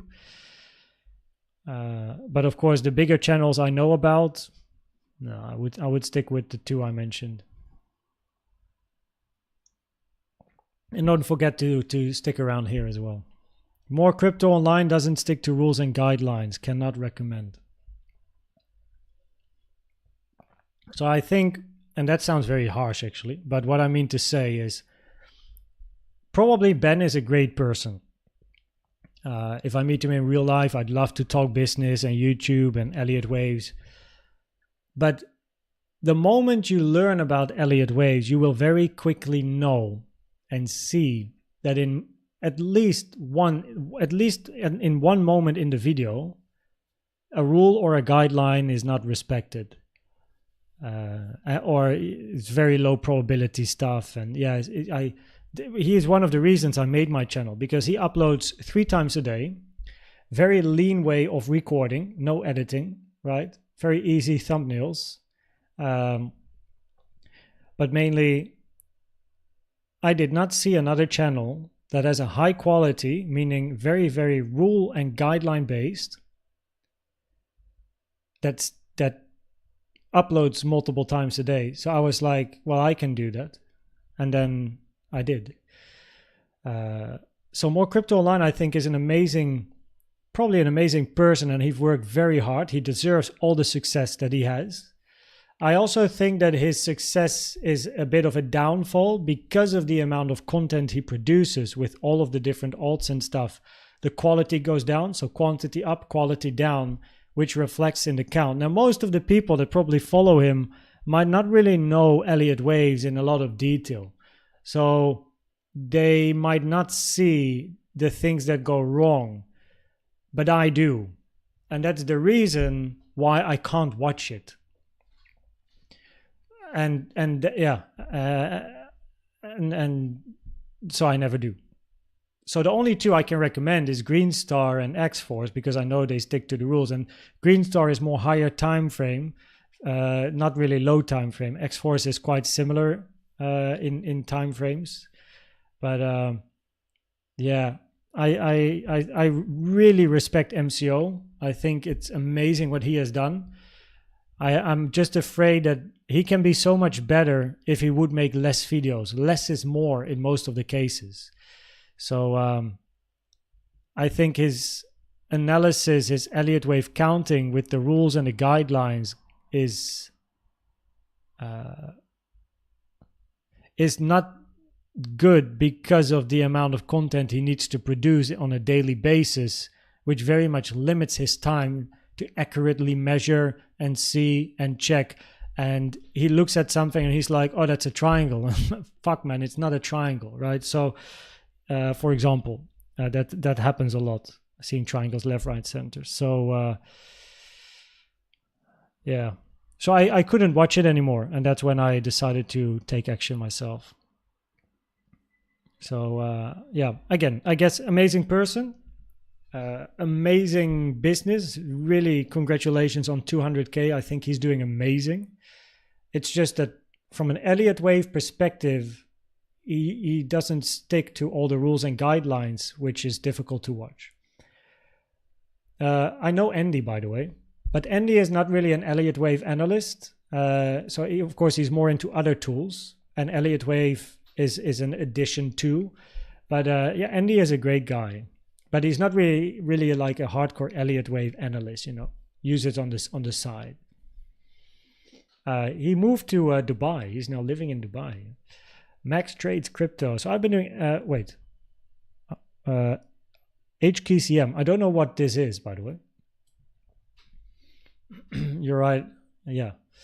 Yeah, it's just something I noticed. And of course, if you don't know the rules very well and the guidelines, you probably be like, I don't know what this guy's talking about, right? I watch it and it's great. And that's fine. But you'll study Elliott waves and you'll just notice. So I've been doing Elliott waves for 2 years now. Welcome to the club. And there are a few rules he breaks often. Wave 3 going to the 1.6 way. He's the reason I tried to start my channel too. Max trades crypto.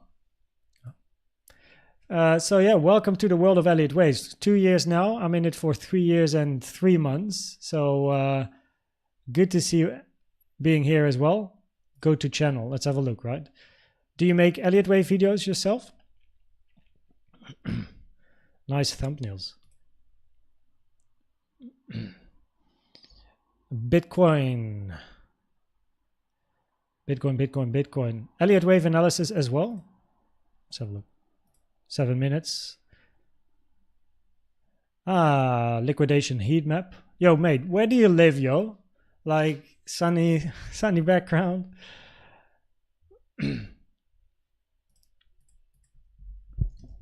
Yo.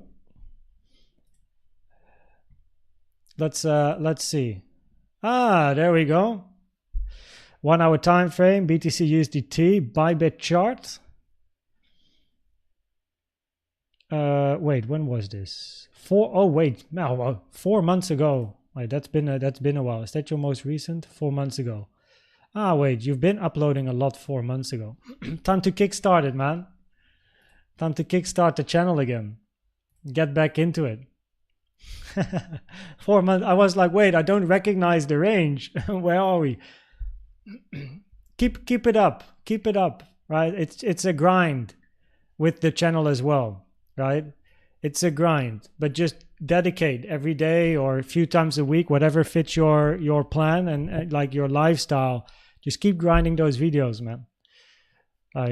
This channel, the one you're watching now, we started February last year, 20th of Feb last year.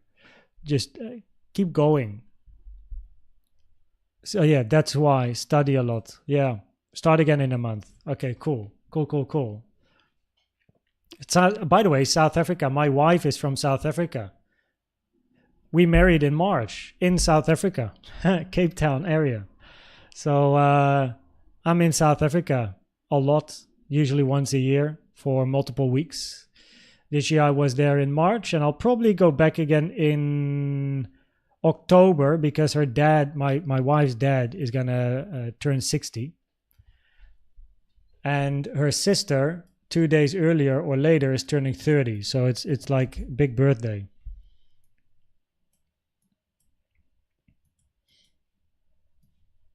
Let's see. I live in Cape Town. Oh, there you go. Yo, whenever I go to Cape Town, let's go for a drink. We can talk Elliott Waves. It would be fun. Usually we stay on the side of Blouberg. The Blouberg beach area, which is also the area that her family lives. Where her family lives. Beautiful panoramic view on Table Mountain. If you want to go somewhere and take pictures of Table Mountain, go to Blouberg. Yeah, it's so good. Did you put any trade now? Yeah, I'm in a short from up here. 1 second. What time? So 15-minute time frame here. It's usually the lowest I like to go with Elliott Waves. I 50 minutes and higher. Yes, yeah, the altcoins. I got a lot of requests with alts, but that's the thing. Less is more, right? It's also about focus. If I would, for example, analyze 5 altcoins besides Bitcoin, quality goes down. You just like, yeah, I can do it, but I won't have time to live stream, answer a lot of questions, be present in the community. Make videos again for gold or private live streams. Like, it's just quantity versus quality. So that's why with the altcoins, I decided to have Sunday. That's the altcoin day, where in the morning Bitcoin update, but that's where I have the altcoin live stream. And then in one live stream, we go through like 5, 10, 15. First time was 19 altcoins, and we just go boom, boom, boom, boom. So I focus the alts into a specific window in my agenda, which makes sure that the rest of the week I'm focused. And then on Sunday, we go to the alts, and then I do many different charts, usually higher time frames. And yeah. So I do alts, not on a 15-minute time frame. You know, generally it's 4 hour plus, but yeah. That's the altcoin playlist here, this one. We've only done 3. The first one was in Feb. That was the first altcoin stream I did because I got so many questions about alts. Oh wait, this one here. And then the next one was after my holiday, and then this is the most recent one, 2 days ago. So and then this Sunday is the next one. Oh wait. Will Bitcoin go up? Probabilities are mentioned in the analysis earlier, but at the moment there's no sign of strength, and probabilities would remain higher to sooner or later take the low, as long as we don't see strength. And strength means hitting 69.6k before taking out this low, preferably. I'm actually not familiar with moon charts. Actually, don't know. No, I am Koens 1.0. Did you put any trade? Yes, I have a short from higher. I'm not involved with the range here. So yeah. Is only my YouTube doing weird? Where are the thumbs up? Cheers, Peter. I don't know. 77 likes. Yeah. So yeah, moon charts. I don't know. So I of course channels that I don't know, I can't judge. I don't know what you mean, Cramo. Yeah, I guess. You should check out Gup from Chart Wizard Trading. For me, it's a great. He counts crypto, indices, forex, and commodities. Okay, Chart Wizard Trading. Yeah, so I haven't watched a video of Chart Wizard Trading, but I did see a tag. So he tagged me, and I did comment. However, I didn't watch because I was busy with other stuff. So if I go to the comments,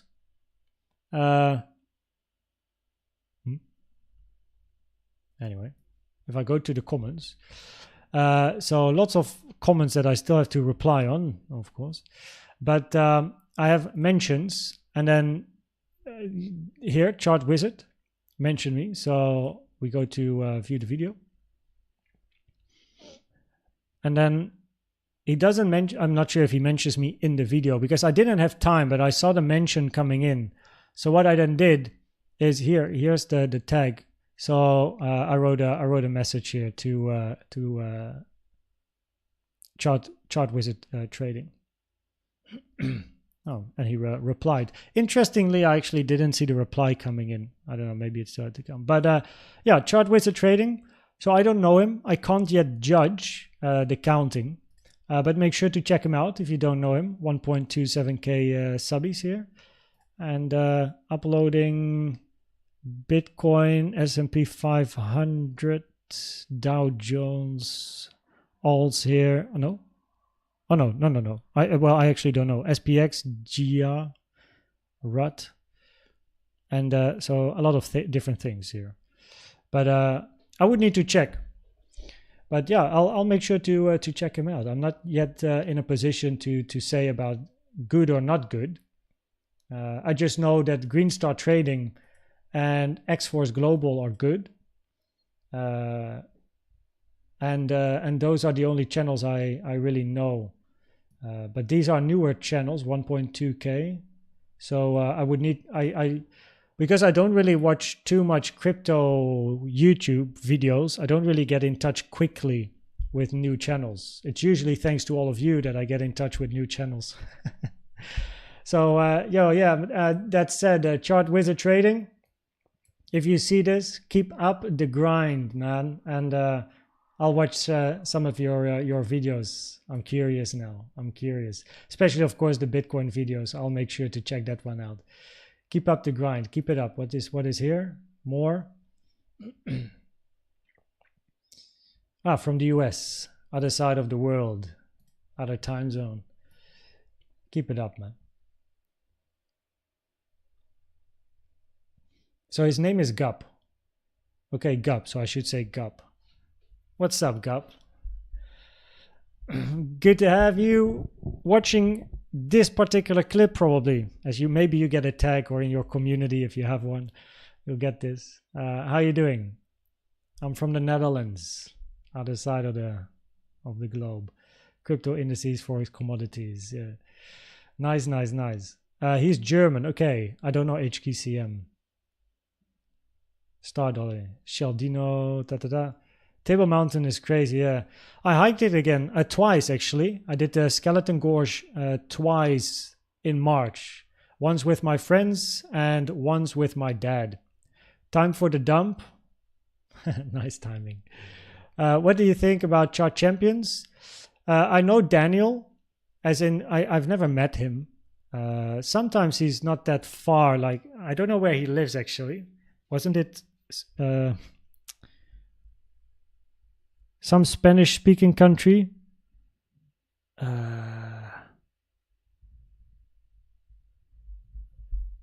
With like yellow in the flag. What was it? Whatever.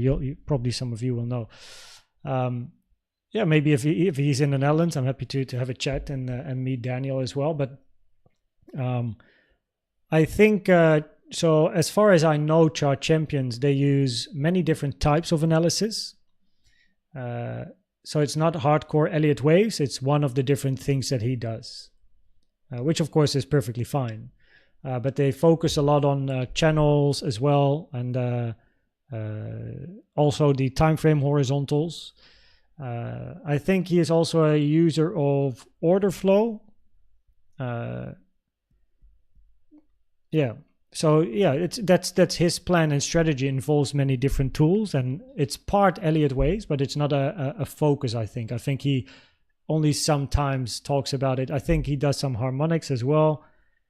So yeah, I think he does very well for himself, and he found his style. He found a strategy that works for him, and he sticks with it. And that's what I think is so good, right? You want to develop a plan and a strat that works for you.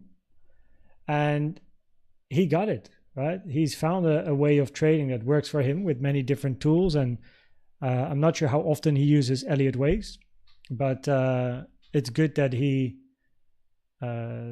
trades with the tools that he does use. And I don't know what Chart Champions does, but I know Daniel, as in like, you know, he's also a content creator. I think they have 100K or something on YouTube. Do you ever use the 886 as a stop loss or move the stop loss to real invalidation? Generally, I just use a high or a low. Because when an 886 is touched, it is quite common for price to move towards the golden pocket. So then I would prefer to get out at the golden pocket in that case, instead of getting stopped at the 886, talking about it.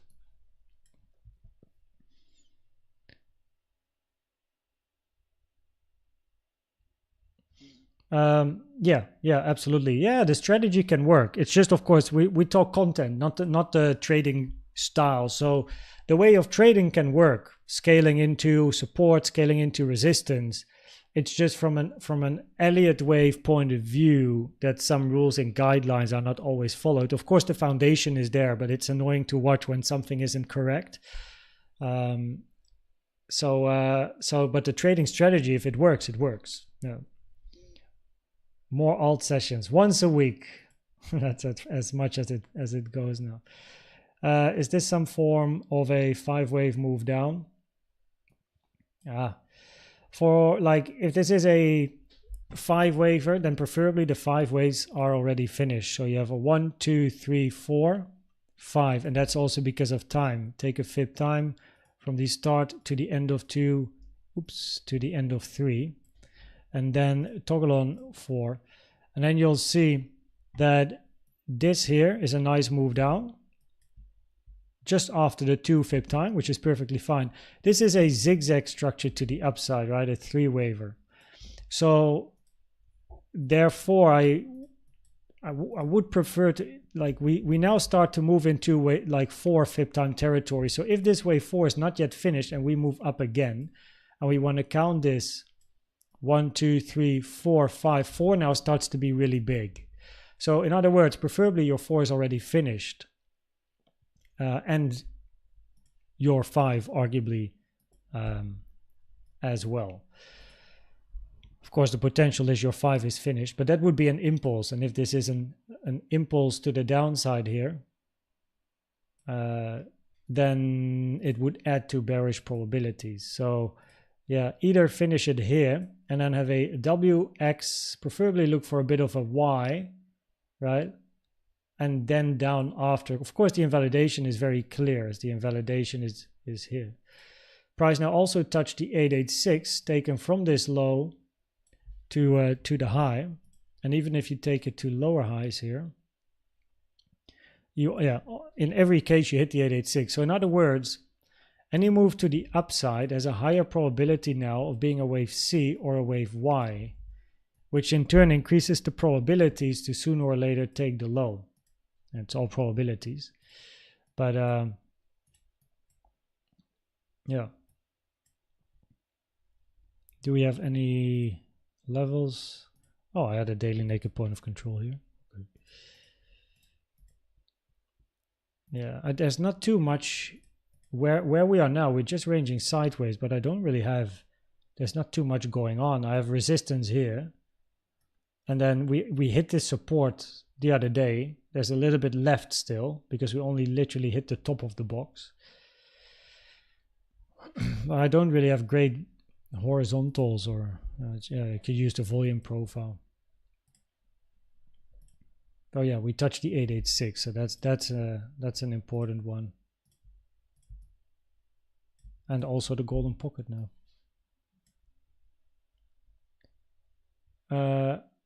DX, I've only checked the DXY chart sometimes, but never have I analyzed Forex yet.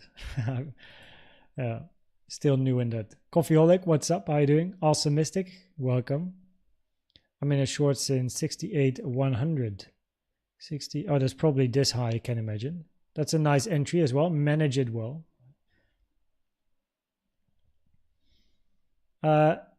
Colombia, yes. So that was it. Yeah, everyone can find a place to gain more information. So what I think is, instead of in the early days, right? Instead of getting into trading, like if you have a couple of $100 or $1,000 or $5K, whatever you have, and you have it for trading and you're completely new and you're like, okay, my trading budget is this. I personally believe that you can better use that money to take some courses, and some will be shit and others will be good, doesn't matter, but up your learning curve quickly than throwing it at the charts, and probably because you're new, the chances of losing that money are very big. So preferably you first spend it and invest it in yourself to become a better trader so that you don't lose that money, than just dumping it in a portfolio, start trading, but then losing it, because that's probably what's going to happen in the beginning. Or you have a couple of lucky shots, and then of course it goes down after. That's what happened to me in the beginning. I had my first trade was a very big winner. Was probably the stupidest trade, I don't know, that I've ever done. But it was a very big winner. And then after that, I lost all that and a little bit more. So it's better to, I think, invest in education in the beginning and let the trading do its thing after you've learned stuff. And there's many courses online, of course. Yeah, there's a lot to learn. But you got to try and I mean, you can build some experience with some tools. And if someone is very interested in Elliott Waves, it makes sense to learn about Elliott Waves. If you want to learn about order flow specifically, there's probably a specific order flow guy. If you want to learn about trend lines, there's probably a trend line guy, you know. So yeah, you'll be able to find niches.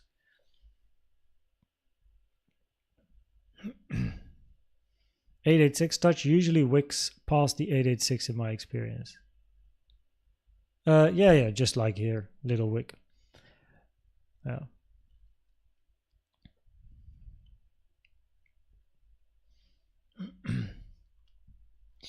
Yeah, so the thing with the long-term predictions is, so I don't really know, of course, what someone did, but having such long-term predictions is generally, I pull 5 lines, and if one is correct, I'm gonna post the correct one, you know, like so I never really, yeah,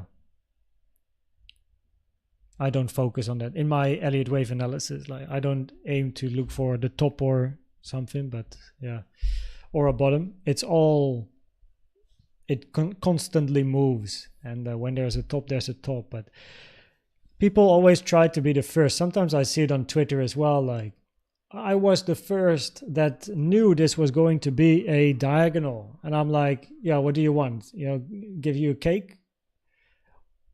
Nice. Now what? uh, your first wave A of your wave 1 of your bigger diagonal was in, and you thought of a diagonal only when wave A was finished of wave 1 of a 5-wave diagonal.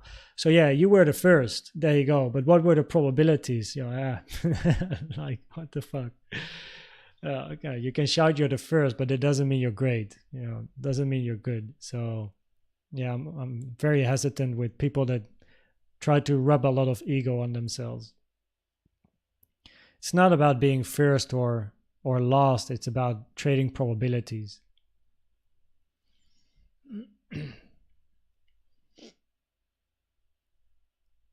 Could this just be a large wave W? 5 waves down in wave W, now up in X. Wave W, right, has to be a flat or a zigzag. So it always has to be a 3-wave structure. So if this moved down or this moved down is a W, then look for a W, then yes, but then this would be my W here, which is one that I have on the chart. Oh, wait. I want to...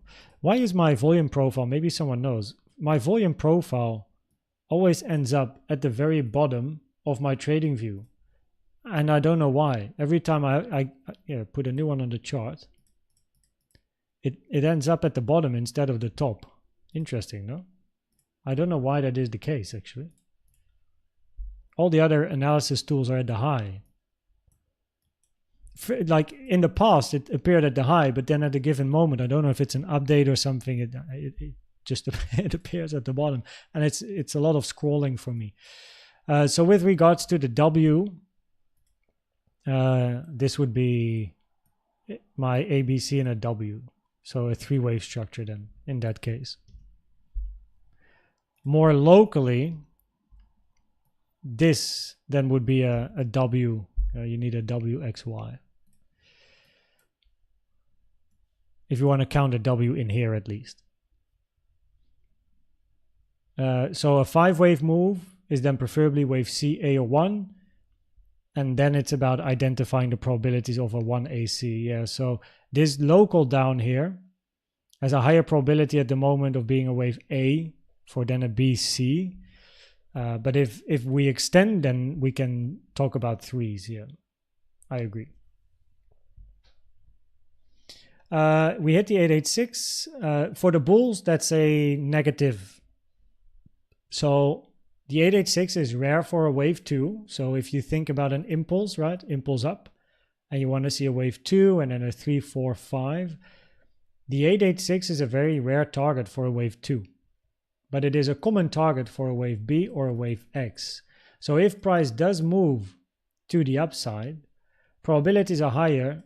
You're having a C or Y, increasing probabilities to still sooner or later take out this low. So the moment you hit an 886 coming off a fresh high or a fresh low, so not a higher high or a higher low, right? You don't pull an 886 from like this one to this one to check the 886 here. You check it from the low to the high. The moment you hit it, the probabilities are higher to eventually take, in this case, the low. You can't see the thumbs up. Oh. I don't know, there's 86 thumbs up. Thanks for all 86 people to press that button. On the daily time frame, could we be looking for potential wave 5 next? Yes. Eventually, after you finish, of course, the bigger range. Yes, absolutely. Uncertainty in the macro markets, maybe we are not ready to break 70K for now. I mean, turn 70K into support. I agree. At the moment, there's also no local signs of strength. So we would need a lot more upside before really talking about all-time high for now. And if you hit 65.5K, probabilities are higher for bearish scenarios on the daily time frame. So then it will take even longer to move to all-time highs at the moment. What's up, the Greenable? Was just watching the former update. We now hit under the 886 in the. Do you now think that? Yeah, so an 886 always adds more probabilities, in this case, to taking the low. Have you considered being a master trader for copy trading? So the thing, of course, with copy trading is that you're not only trading your own money, you're trading other people's money, because basically that's what you're doing, right? So you become a trader. People can put money on your name, and then the moment you enter, it copies the same entry and exit for all the others. However, that adds a psychological pressure as well, because I like to trade my money and my stuff, right? I do not like to trade people's money and be responsible for their wins or losses. So it adds a psychological pressure to trading, and I don't want that pressure.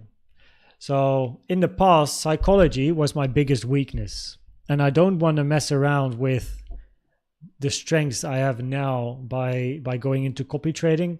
Of course, if I would go copy trading, I can earn more money because it's just another way of income, because you get a percentage of the gains. But I'm not interested in that per se. So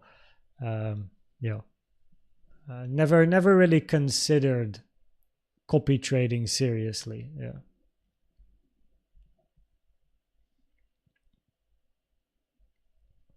Wait, who's David? Christian, could the last move down be an ending, a diagonal, a triangle? That depends on the move down. What time frame are you talking about? Ending, diagonal. So, an ED. This move down here, if this would be a diagonal, this whole structure, then we're talking about a leading one, not an ending one. More locally, I don't know if maybe you're talking about this one here, but I'm not looking for diagonals here in this section. Oh.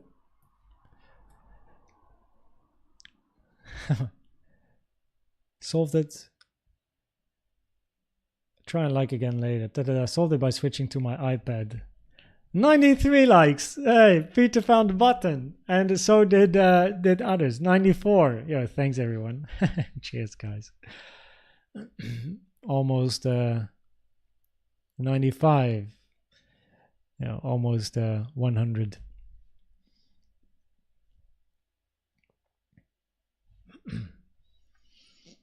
I sent a Bitcoin TA. Oh, let's have a look here.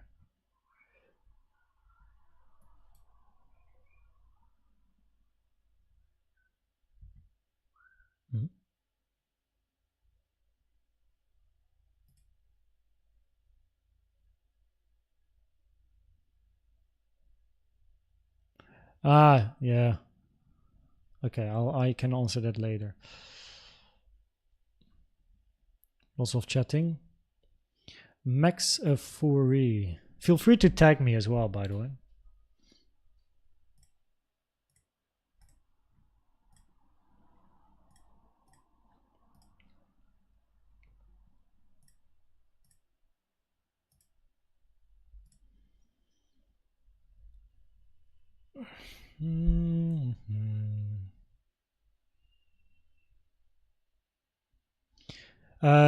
A WXY inside wave Y is not allowed. So in that case, we can count a WXY, right? But then WX, everything is yellow. Wait, what? WXY. That's your 3, yes. But inside your Y, you can't have an internal WXY. So in that case, you want to count an ABC, which means that your wave 5, so this would be an A, B, C in that case. So you want W, X, yeah, so W, that's fine, X is fine, and then Y in a double zigzag can only be an A, B, C. We can't have a wave or a WXY inside wave Y. But this can definitely work. Yes, W correct, X, Y, W, X, Y, that's valid. And then 0.7 reduces probabilities for wave X. I like to see it. I like to see it. You make use of writing inside the fib. Yeah. So the 1-to-1, I see target for wave 3 in a diagonal. So preferably your wave 3 doesn't hit the 1-to-1, because then wave 3 would be longer than 1. The most common diagonal is a contracting diagonal, which has the highest probability of forming, where preferably your wave 3 is shorter than wave 1. The moment wave 3 is longer than 1, it reduces probabilities. So the 1-to-1 would be a maximum. It's not an invalidation, but the moment you hit it, it reduces probability. So preferably we don't hit it. If we do hit the 1-to-1, then there is always the potential for a deeper move out of diagonals, so potential bigger impulses. Again, not an invalidation. Wait. 1, 2, 3, 4, 5, 1 or A. Yes, correct. Okay.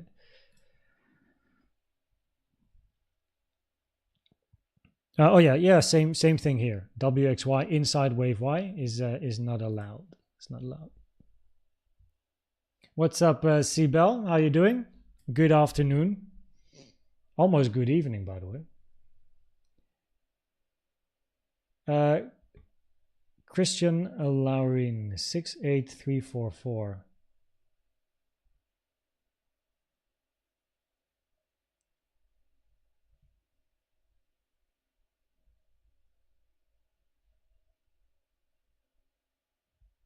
From 68.3, probably you mean from this high here. Yeah, it's very low time frame stuff. I'm already on a 15 minutes, so generally I don't really go to even lower time frames, but it's at the moment not something I'm looking for. Yeah.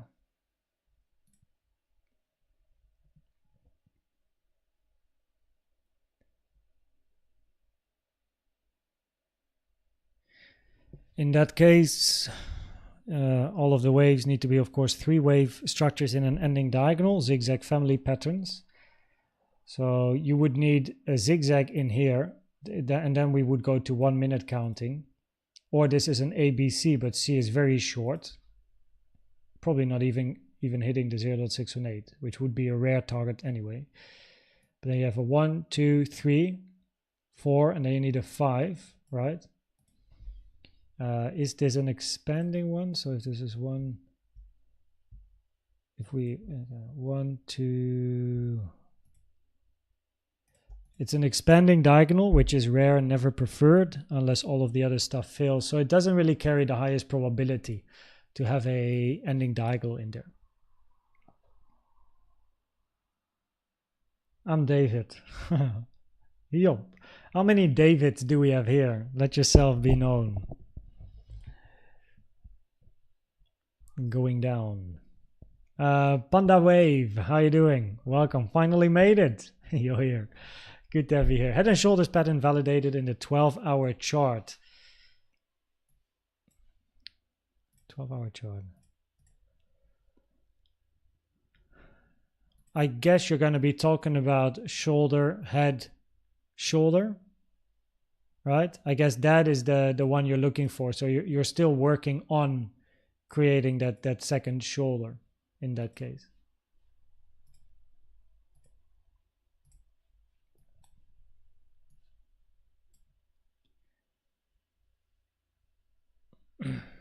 I'm doing good, thanks. Yeah, so far so good.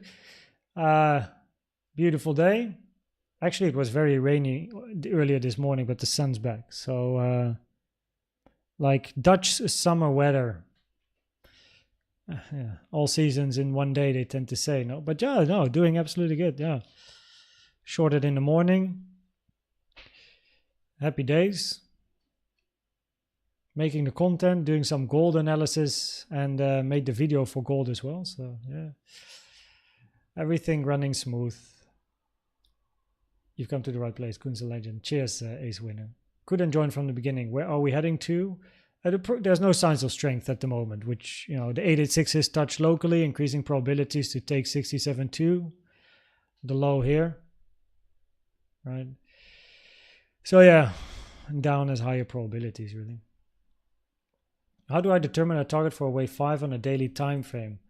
1, 2, 3, 4, 5. First, you can take a fib from the start to the end of your wave 4.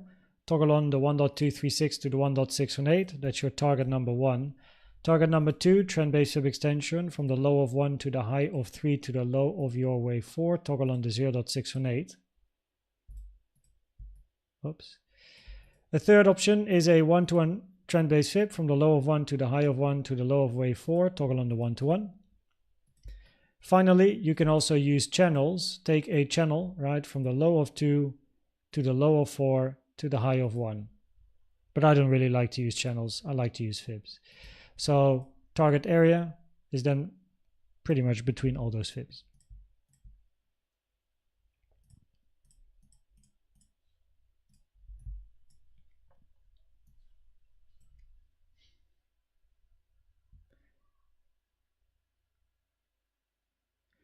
Will there be a B wave up here?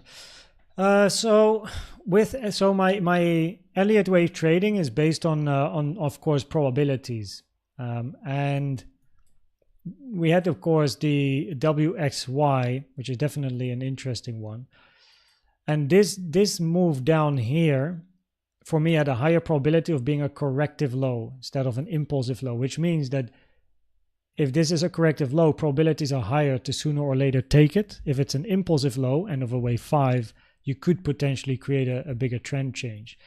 So therefore I was looking for shorts, and zigzag X and flat WXY was quite interesting. So when seeing also bearish divs here, that was an interesting entry. I'm not interested in taking a TP1 before this low taken. I don't have any TPs set in the books. I just observe what price does. So my Elliott Wave targets are generally bound to probability. So if we move down and take this low, I just observe what happens. And if we continue, the trade can become a bigger swing. And I don't have a specific target. It's the moment probabilities switch, that's the moment I close. So for an example, I had a short here, daily naked point of control, remember team, right? So shorted it, didn't close here. We touched my support box that we had here, and I closed the short here, which is also the same position I entered a long because the probabilities changed for me. So that's how I tend to use how I trade Elliott waves generally, is being in a position until probabilities switch. And of course I make 3 pieces of content a day generally, so I just observe the probabilities every time I make a new video, yeah, that's how I then either go in or out or change something. But yeah, always a pleasure, Max. Do you think 64K might be hit again? I see a lot of longs on Bybit and enough juice to be liquidated. I like your way of thinking. 64K. So preferably we first hit the 886. There we go again, no?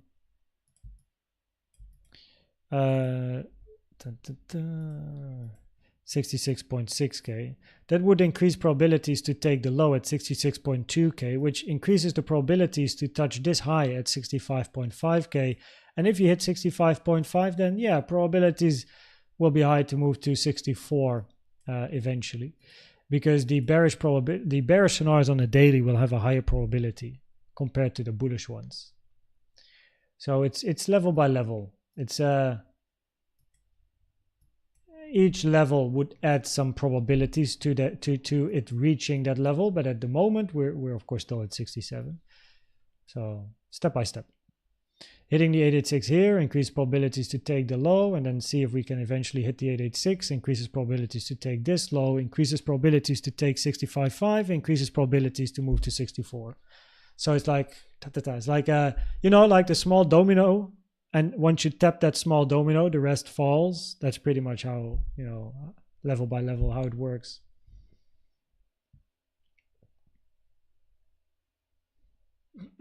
Okay, so we have a David here for carrying the name David. Okay, I see. We have 2.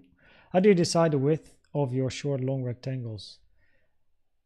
Oh, this is a best So what's more important, I think, is why I have them, and that's based on my other types of analysis. So it's a support resistance area.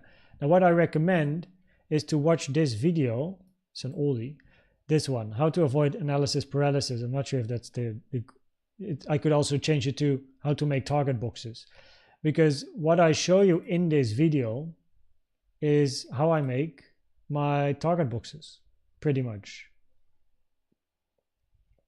So okay.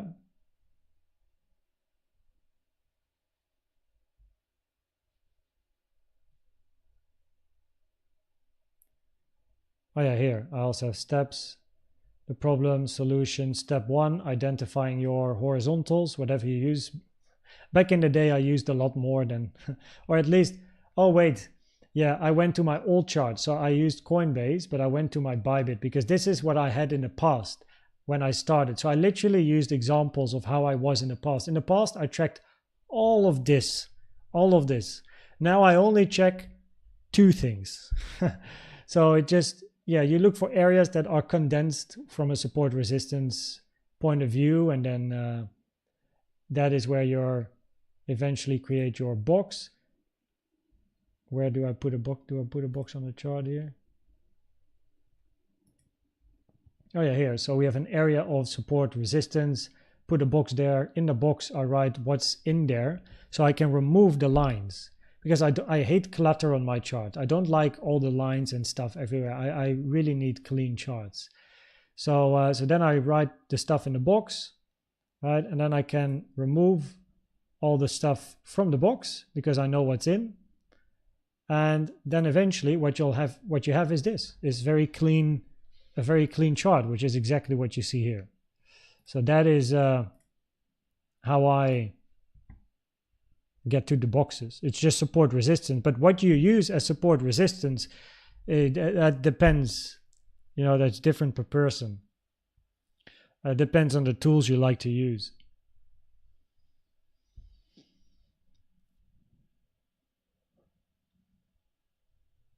The neckline of the inverse head and shoulder, eventually I guess, yeah, I mean that's pretty much the all-time high in that case. I think 60k is still possible, just need to cool off a bit because heaps of people are talking about it. Yeah, with regards to 60k or even lower 50s, hitting 65.5 increases at least probabilities. It adds probability to potentially moving down there. For now, if you move into 65.5, probabilities are high, you're gonna get a bounce up before hitting 60. Never say never, it might just continue, but it's not the highest probability. But then after a bounce, if you look for continuation down, then yeah, you might hit 60 or even go back into 50s. What's up, crypto? How you doing? Cheers. Love from the Netherlands. 200 period MA lies at around 64,500. 64,500 down here. Maybe we'll get a bounce from there. Yeah.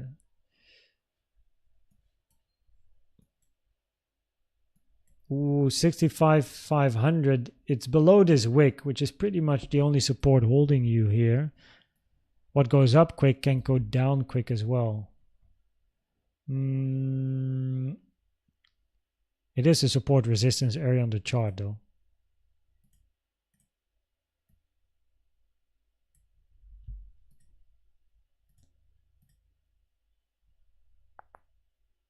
It's not, I don't know, it's not too great, but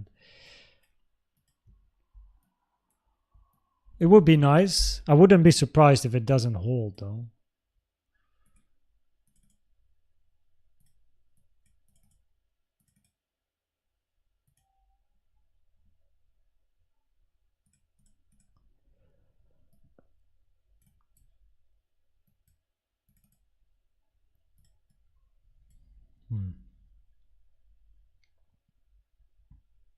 So I have everything turned on now, by the way.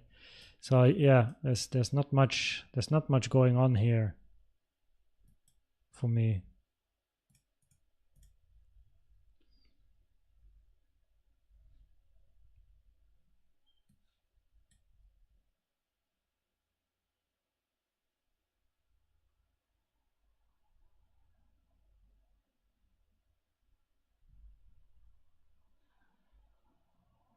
Oh, that's what you mean with a stop loss rectangle.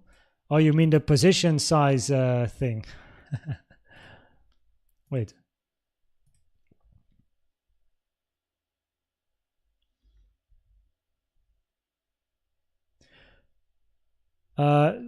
In a double zigzag, WXY, wave Y can only be a 535. If you're looking at a sideways WXY, then you can have a W zigzag X and a flat in a wave Y, and your B has to retrace to the 09. So in this case, your WXY it's a sharp corrective structure. So a sideways WXY is a horizontal one. So we have WXY, but we also have WXY, right? Another example, I think, like with some more fibs on the this one and that one. WXY, double zigzag, sharp move up in this case, right? WXY, triple zigzag, sharp corrective moves. Sideways, right? The double three, sideways double combo, it's a very horizontal corrective structure. So there's two types of WXYs. In this case, we're looking at a sharp. You have your W, your X, and your Y. Sharp corrective structure. In that case, you can't have a wave A that is 3 waves. Wave A needs to be a 5-wave structure for then a simple ABC inside your wave Y. In a sideways double combo, you can have a zigzag, then preferably wave X is reaching at least the golden pocket 786 area, and then you can have a flat in a wave Y with inside wave A of a flat, a 3-wave structure.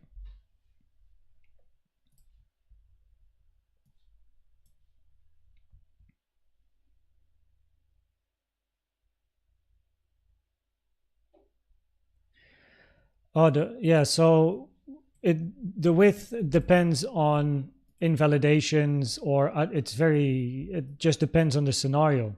So some of the recent trades that I've taken, I had a long here. Stop loss was it below this low or this low? Can't even remember. Either or. Was below the low, one of these. I also had a long here, which was a bit CVD based. So on the 50-minute time frame, there was a range on top of resistance, which turned support with bullish CVD. So I entered short stop loss, invalidation of CVD. Did I had anything else going on here? No. I had a short here, which also was a short stop loss due to CVD. I had a long here, which was like that. I already had that plan to look for a long here, right? Initially, my stop loss idea was below the box, but then as price moved up back inside the range, my stop loss moved to below the low. And the short here was Elliott Wave, stop loss on the 0.7 fib, invalidation pretty much, because it significantly lowers probabilities for a double zigzag if wave X hit 07. So looking for a WX flat in wave Y, potential short opportunity, and then, yeah. So stop loss is different. I can use Elliott Wave levels, highs or lows, if you have a wave 1, 2, and then look for a 3 or an ABC. Naturally, if you take a long, your stop loss is below the low, unless you see other local signs of strength and you might move it up. You can use support resistance areas, right? Like my initial idea here was to look for a long with the stop loss below the box, and then we move back inside the range and I move the stop loss up, increasing position size, so CVD, all other stuff. Yeah, it's always different. My stop loss percentage, and it's always different. It's always different.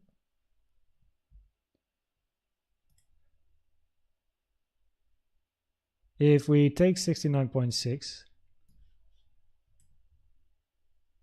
before we take the lows, we increase the bullish scenario. Before you take this low, which we almost do. So you want to hit 69.6 before touching this one.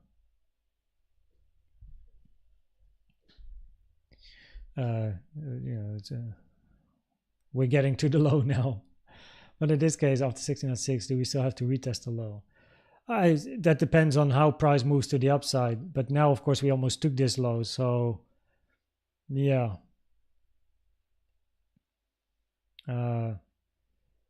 It's if you're looking for a WXY, right? WXY with inside X, zigzag X, flat double combo, preferably ending over here. 0.7 is here. You're going to be looking for continuation down. So if this structure up would have hit the 07, that would have been in reduced probabilities for a WXY. But if we now continue, then yeah, if you grab this low and then move back up, then yeah, same thing. But initially it's with the low here, because once we take this low, we just got to wait and see. If you touch this 886, probabilities increase for further downside at a later stage to take this low. Again, just like locally, we might touch the 886, move to the golden pocket, reject and go down, and then the golden pocket is probably here somewhere. Oh wait, it's here. This is your golden pocket area. So yeah, you might touch 886, move back up, and then continue down. And yeah, if you do move up to 69.6, yeah, probabilities increase to move up. But initially, probabilities are then higher to just continue this range in either a more complex WXY or a triangle. But it's too early to talk triangles. So because your wave D is not yet finished. So it's going to be a patience game to hit 69.6.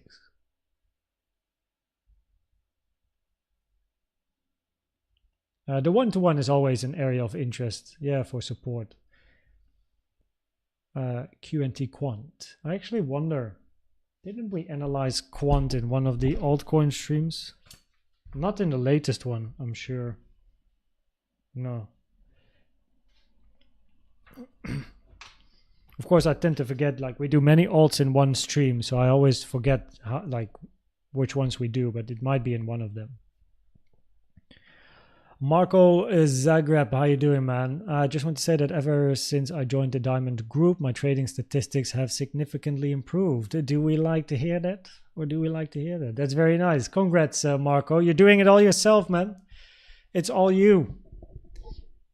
You put time and effort in collecting the data, right?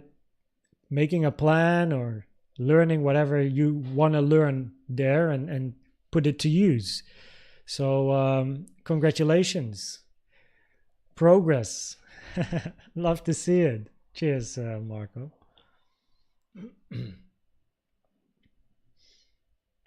Great to hear. And good to have you there. On other exchanges, the low was taken. Okay, that adds even more probabilities to take the low here as well. YouTube algorithm brought me here for the first time and I liked and subscribed. Awesome, Mystic. Thanks for the like, the subscribe, and thanks to the YouTube algorithm for getting you here, Awesome Mystic. So yeah, welcome. Welcome. For everyone that's here, good to have you here. Thanks for spending a bit of time here. My name is Koen, 31 years old, living in the Netherlands, but soon in the south of France, as I am moving by the end of July, start of August. We sold the house, so exciting times. And I'm a global keynote speaker. Background is 17 years now. 17? Yeah. No, 18 years in the gaming and esports industry. That's where I come from. So a global keynote speaker, trader, and I somehow ended up having a YouTube channel as well with all of you guys here. So yeah, cheers.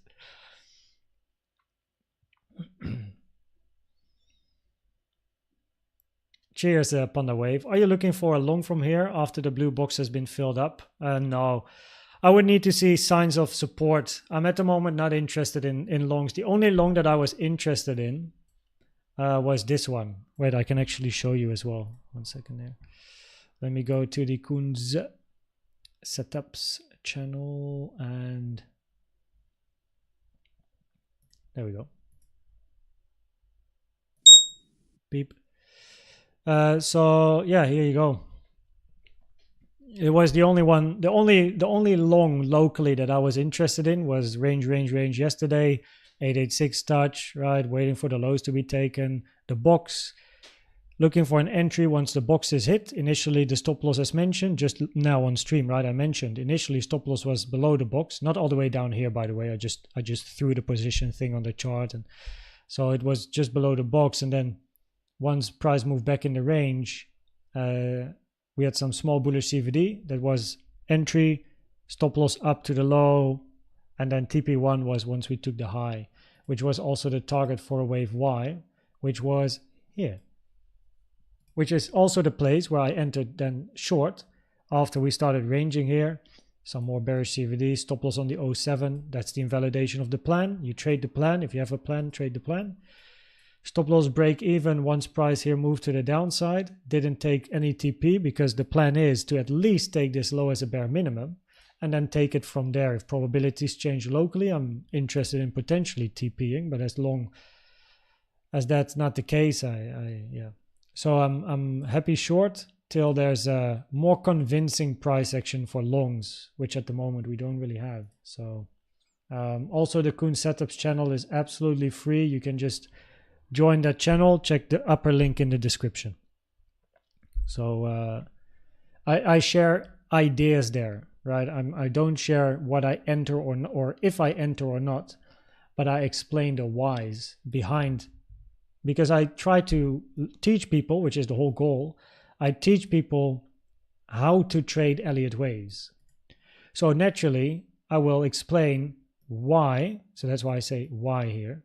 Why is this potential setup interesting, right? And then I build an explanation, and hopefully, by people reading that, will learn in time to recognize opportunities themselves, so they can actually trade Elliott Waves and become good in trading Elliott Waves. So I don't say if I enter or not because I'm not a signals channel. But I do explain why I have an interest, and if I see local proof of support, which can be different for everyone, but if I see what I want to see, then I enter. If I don't see what I want to see, I don't enter. So yeah, at the moment, not really looking for longs. Yeah, we are at a bit of support, but I think, are we moving down on increasing volume locally as well? Yeah, so volume is increasing. There's no interest here for me now.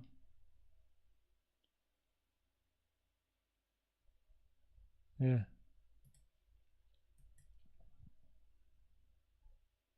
Just patience.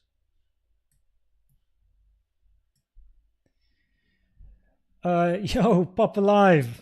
What a legend. Sometimes he pops in. What's up, man? I'm doing good. Been busy few months. How you doing? Yeah, welcome. I mean, I've been doing great. You missed the fact I sold the house, by the way. My wife and I are moving to the south of France. So, yo, that's happening. Also, the gym nearby here. So the gym quit this one, like nearby. So I've been doing some calisthenics, and I look forward to continuing calisthenics and also doing that in the gym, because I do like a very sporty environment instead of doing it at home. We don't really have a calisthenics like park with lots of people here, so I look forward to continuing gymming and calisthenics in the south of France as well. But yeah, that's been going on, and trading wise and everything is, yeah, it's just good times. How are you? You were busy the last few months. What have you been up to? Croatia in the house, Panda Wave. I've wanted a quant TA for a while now. I also for either that or leave him, and I'm fashionably late. Adam, you are in gold, no? If you're in gold, and like if you have checked quant yourself, right, and you tried counting it, ask me in gold. That's what gold is for as well. Like, I'm happy to check the chart, like, for you. So share me your stuff, and then I'll check your stuff. But I can always go to the chart myself and have a look as well. you don't have to wait for the alt streams. that's the public stuff. You're in gold. You just ask me, like, yo, Kun, I have this idea here on the chart. What do you think? I'll have a look. What a guy. Send me a message in the gold lounge or somewhere in Discord. Like, share me your stuff. What's up, Joker? How you doing? Tem Stanley. Jon Boronot. Hello, Koens. I'm happy today because I turned $50 spare and turned it into $5.50 with meme coin in Radium Swap. Happy today. What the fuck? There you go. Congrats, man. Get it out. Book the profit. No financial advice, but at least take a little bit of profit now in those meme coins. Maybe the initial 50 out. Take yourself for dinner or whatever. Yeah. Serve yourself. Nice one. A random meme coin. Jason, I'm sorry I just joined. I was just wanting to know if this will be a short-term thing and pop back up. We are at least a little bit of support. But for probabilities from an Elliott Wave point of view, for probabilities to change bullish, we need local strength. At the moment, we're moving down on increasing volume. Probabilities were higher to move down in this range. We got the wick, then move up. Probability still higher to move down. Got the move down. So also here, probability is higher to move down. 886 touch. Probability is even higher to move down. We now move down. So yeah, before turning bullish from an Elliott Wave point of view, we definitely first need a bounce again or a range or anything that changes probabilities. For now, we move down on increasing volume. So yeah.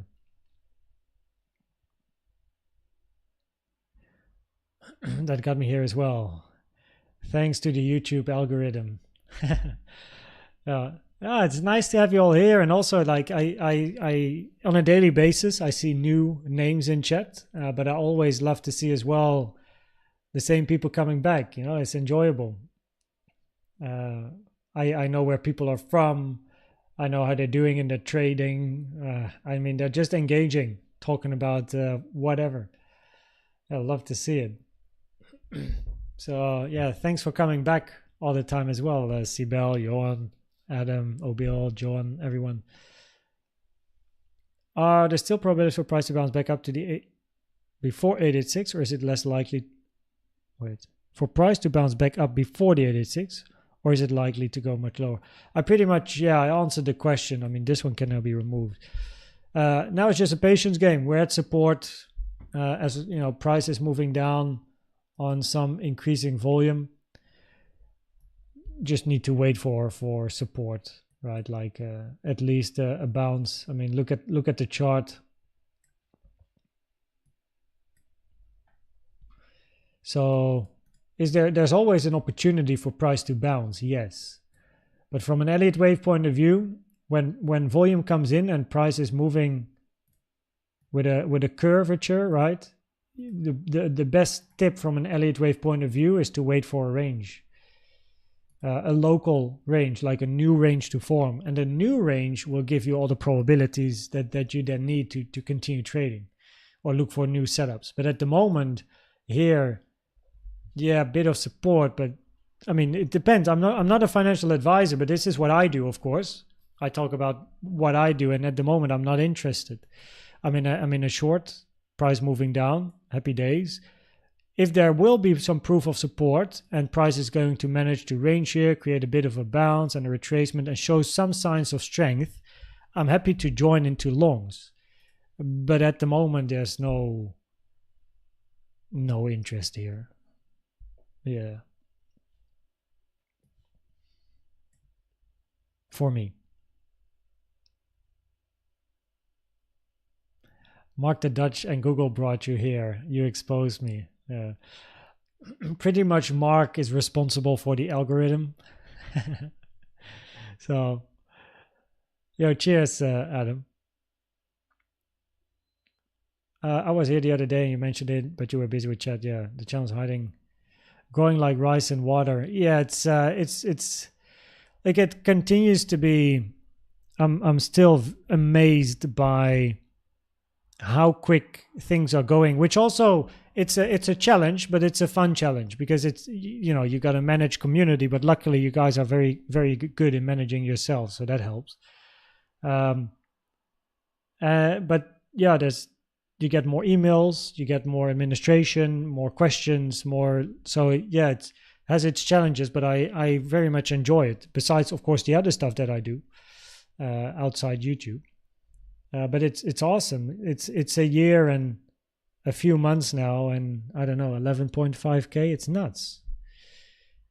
So yeah, thanks to everyone being part of the journey. Good that you move and change. Good, it boosts creativity and you will adapt quickly. Weather is better in France. That's correct. There's more sunny days on average compared to the Netherlands. I grew up in the Netherlands. I lived in the Netherlands. It's an amazing country, but I have a French mom. We always went to the south of France on holiday as well. I am familiar with the area, but more as like a holiday spirit. So I'm curious to see how I experience the area when I'm there and living there. So I need to up my French language game though. That's going to be a quick learning curve in the first few weeks for sure. But I look forward to it. Yeah, I look forward to moving and experiencing life there. Yeah. Hey, there he is. Chart Wizard Trading. Gup. Is Gup your name, by the way? I heard someone in chat mention Gup. Gup from Chart Wizard Trading. So this is the guy that we checked out earlier. He tagged me in one of his videos, which made me reply to the video. Yeah, good to have. So Chart Wizard Trading is also an Elliott Wave analyst. Still gotta check out. So I didn't actually check out the video. I haven't checked because I was busy with a lot of other stuff, but I saw the tag as someone wrote me a DM in Discord because I was answering DMs and emails.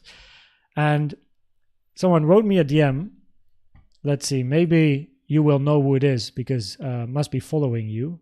It was Garen 27, at least that's what the name is in Discord. So, and no, it's not Garen. Where is it? Surface. No, that's Surface Zero. Oh, no, it's Surface Zero. I got mentioned in another live stream of Daywalt, and Surface Zero said he mentioned you.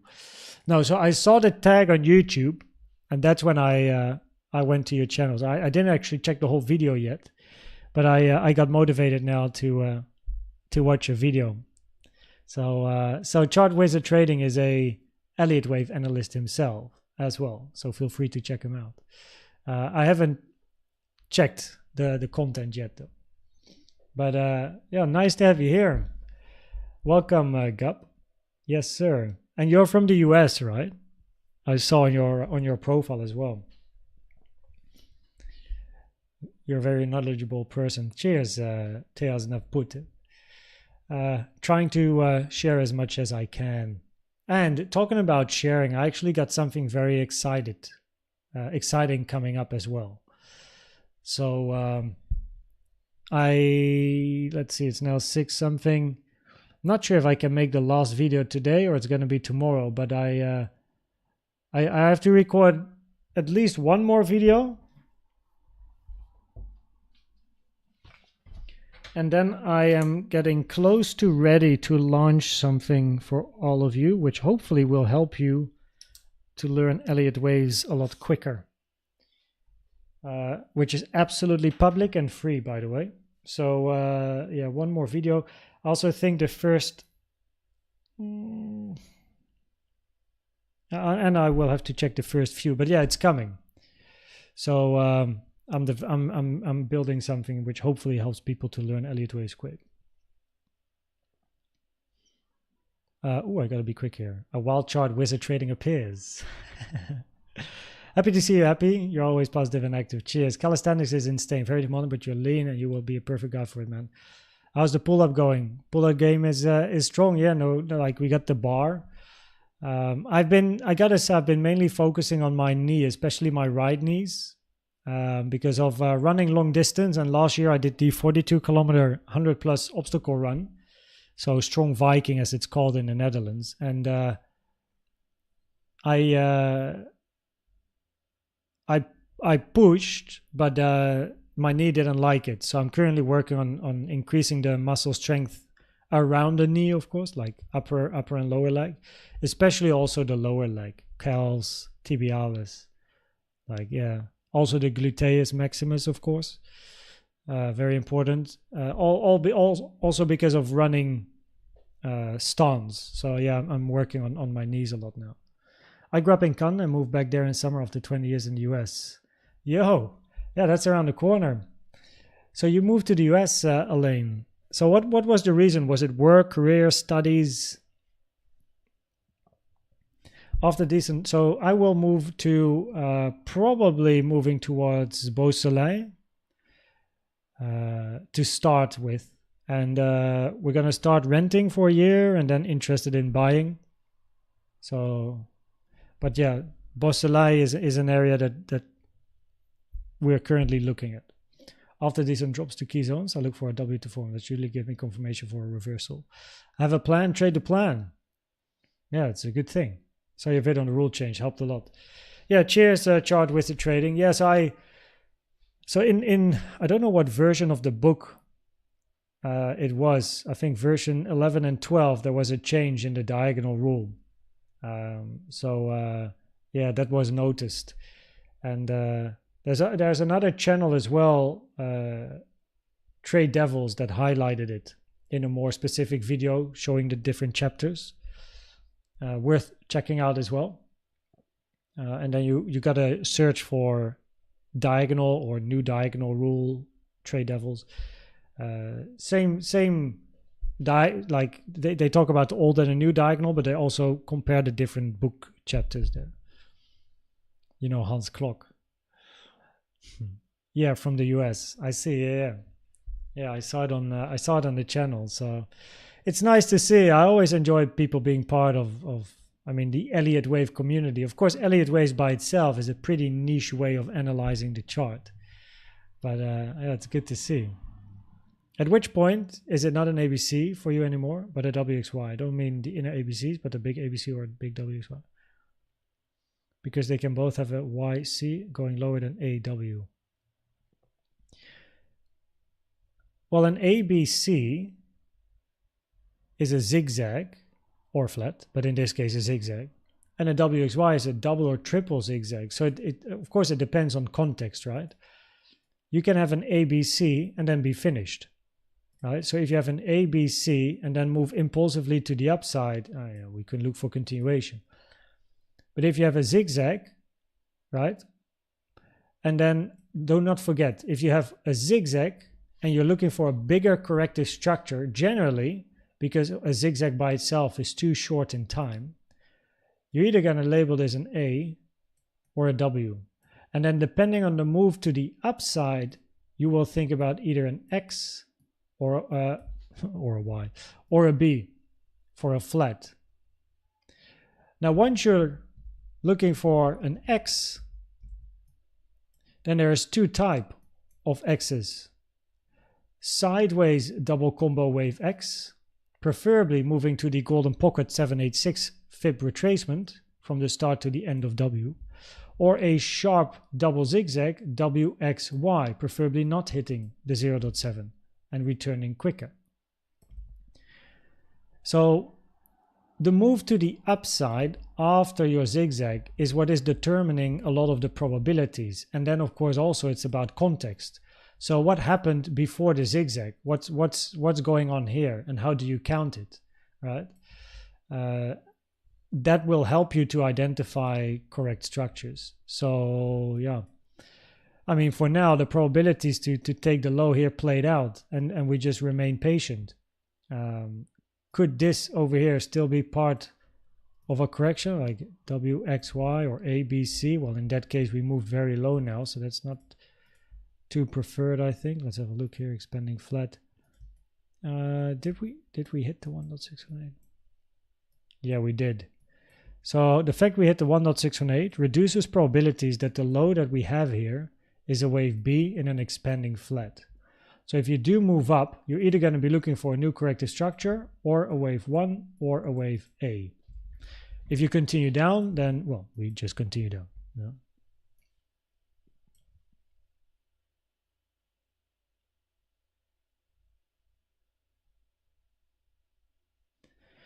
Yeah. Yeah, of course, everyone has their own plan, and I have my way of trading. So we are at support. We took the low. Yeah, the TP1, if you like, is absolutely valid, right? Like if someone wants to cover the fees, or in my case, I just want probabilities to turn. So I have no problem having less profit when probabilities turn. Stop loss is already in break even, right? Soon in a little bit of profit. And yeah, if probabilities change, I'm happy to get out. We are at support. Yeah, a good reason to TP1. It also depends on the trade. The plan for this setup, right? The bigger plan would be a potential WXY, like further downside. And if that plan is incorrect eventually, I have no problem closing here or closing here or closing at a retest, as long as probabilities change for the bulls. So yeah, with Elliott waves, it's usually probabilities related.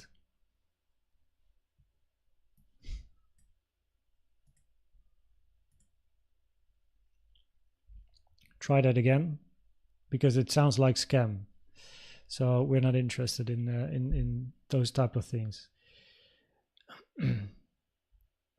So yeah, it's a valid TP area, but the plan behind it, with also considering the position size and the length of the stop loss, would be a bigger move. And if probabilities change locally, I get out. That's fine. I'm already in profit anyway. Stop loss break even. So you know. But the plan is a bigger move, so I don't want to TP too early. And if my plan is going to be wrong and probabilities change locally, I just exit. And then I just have a bit of profit. What do you need to see for taking a short? Depends on yeah, it's a big variety. My shorts and longs always have different reasons. Right, I can trade fully based on Elliott waves. I can trade based on the target boxes. I can use CVD. I can use the fibs. I can use daily naked point of controls in combination with Elliott waves. I can trade a wave X, Y, Z, left, right, center. I can trade a swing failure pattern. So it's in my toolbox that I have. I have different things I use, which is everything you see on the chart is what I use, and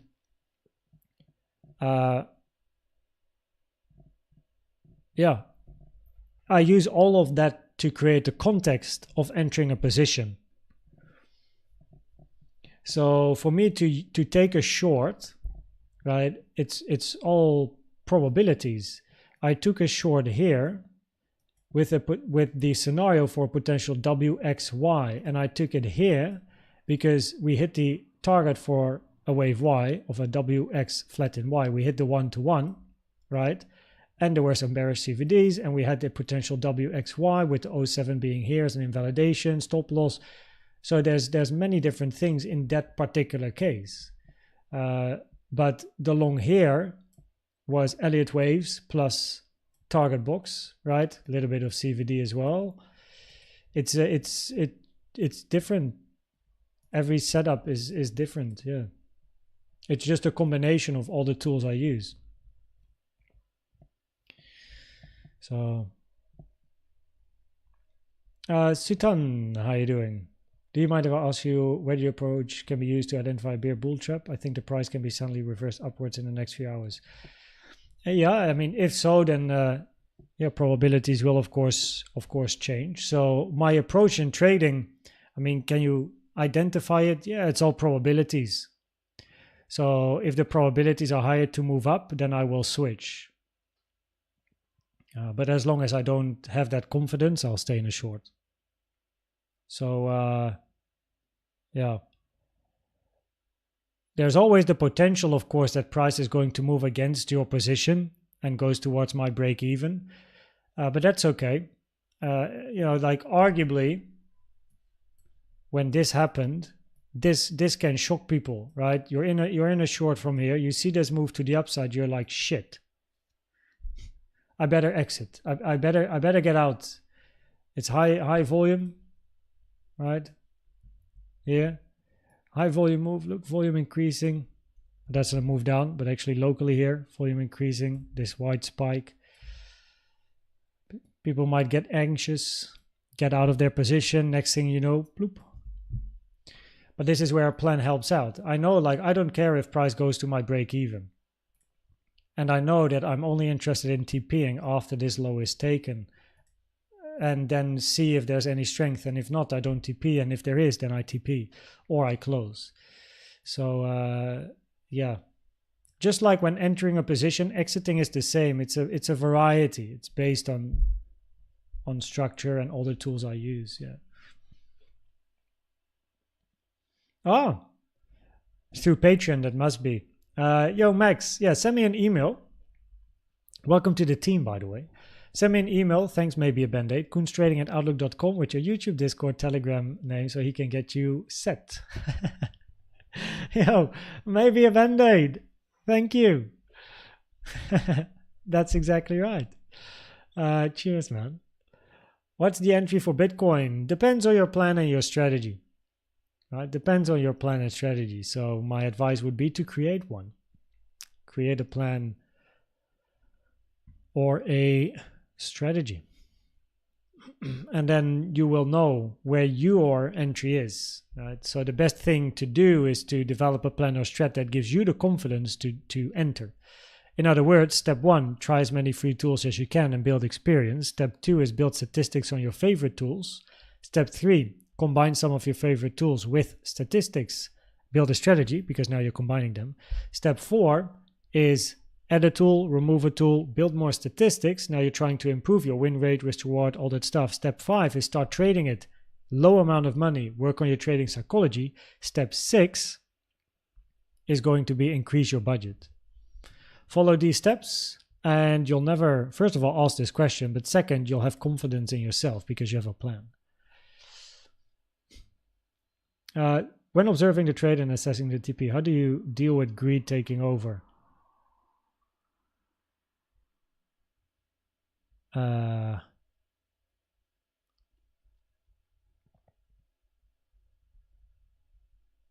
don't know. I'm not really.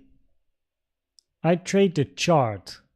I've learned my lessons. So what I recommend though is that if greed is a problem, then always have a plan with 100% TP fixed in the plan. So always have 100% target and don't move it. Put it in the book, put the TP in, 100% profit there. You can always TP in the middle, right? But that means you're not greedy, because greed means you have a target and price is approaching your target, and then you're going to move your TP further away because you're like, ooh, more profit. Just keep it in the books. Put it in there and don't take it out. So put it in the chart.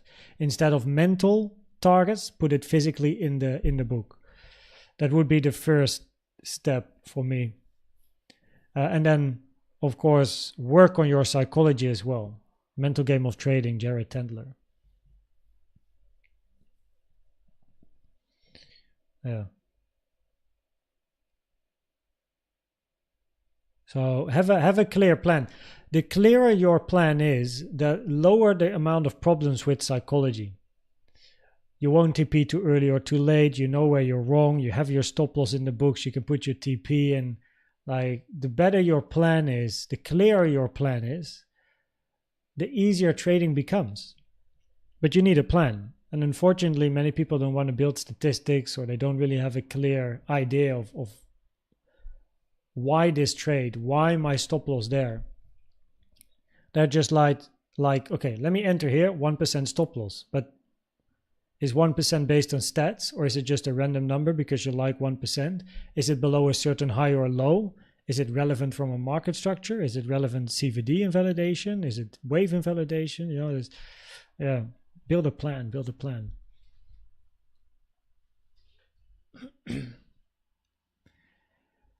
Most probable scenario.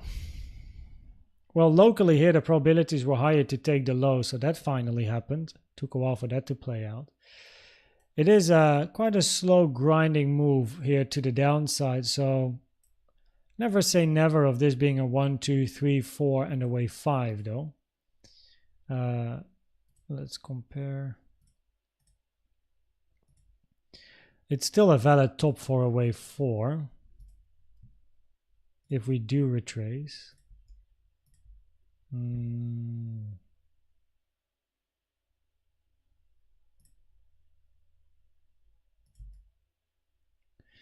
Okay, so the 05 was hit, maximum target for wave 4. So, and we hit support. Possibly your first A is finished. If we look for a WXY, WX and then a Y, you may have just finished your first A. 1, 2, 3, 4, 5.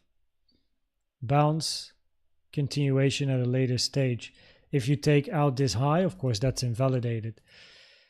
But yeah, I mean, probabilities haven't changed from the analysis earlier. So, and I do have to fly very soon. We've been online already for 3 hours again. So I do recommend checking out the analysis. Nothing changed except that locally probabilities have played out. And as long as there's no, like, as long as you don't hit 69.6K, probabilities aren't too great for the bulls. Like, you need to hit that before taking out the low as a minimum.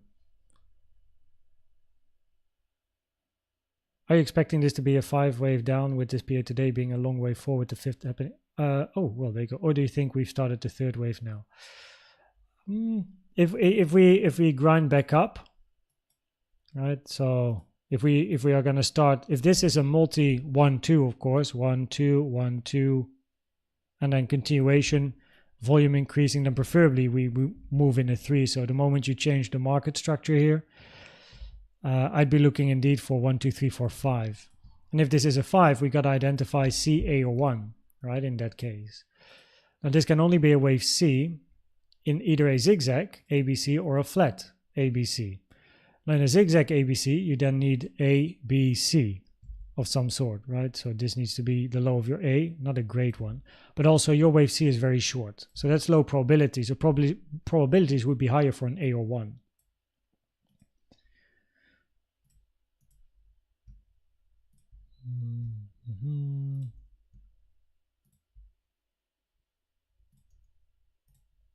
Yeah, we didn't even hit the 618 target for a C in that case. So if there's definitely a way of counting this as an impulse, and in that case, high probabilities for an A or a 1.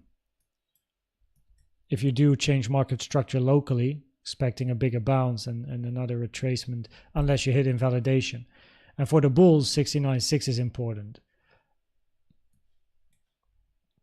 So there's always that case of having either a bigger flat or a WXY sideways range. So WX can be complex and then get your Y to the downside as long as you don't hit the 0.7 at 69.6. So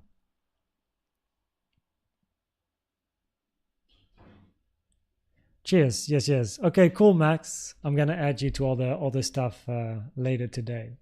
Welcome to the team. Cheers. Hopefully it will be useful and also educational. Yeah. Asking for entries on YouTube is like asking for weather while you're outside. Just check it. Yeah, kinda. Like your analysis on gold. Yeah, thanks. Yeah, I liked counting gold. If you don't know, I've done a full gold analysis on the channel here. So yeah, you can check it out if you want to, if you're into gold. It's voting day in South Africa. Good luck. How much longer will you be live? Not much. It's time to go. Yeah. Do you use liquidation map? I don't. So Can you elaborate? What was the key issue? Revenge trading, closing instead of it letting the hit or stop loss, take profits too quickly or too late, being greedy, trying to catch highs and lows, patience, confidence in myself, you name it.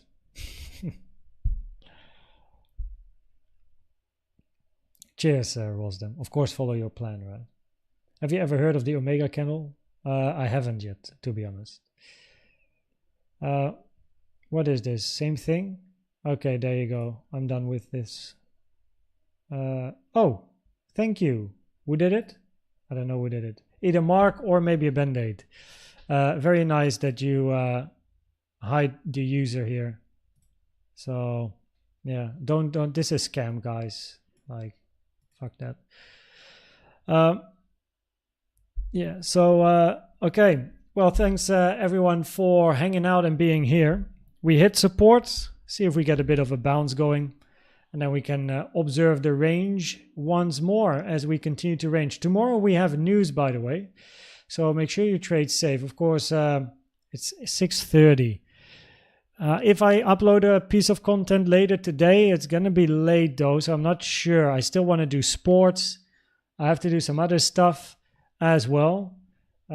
Also with regards to the caps, man, I really got to pack the caps and stuff as well and put my signature on the t-shirt, so I might as well just do that now.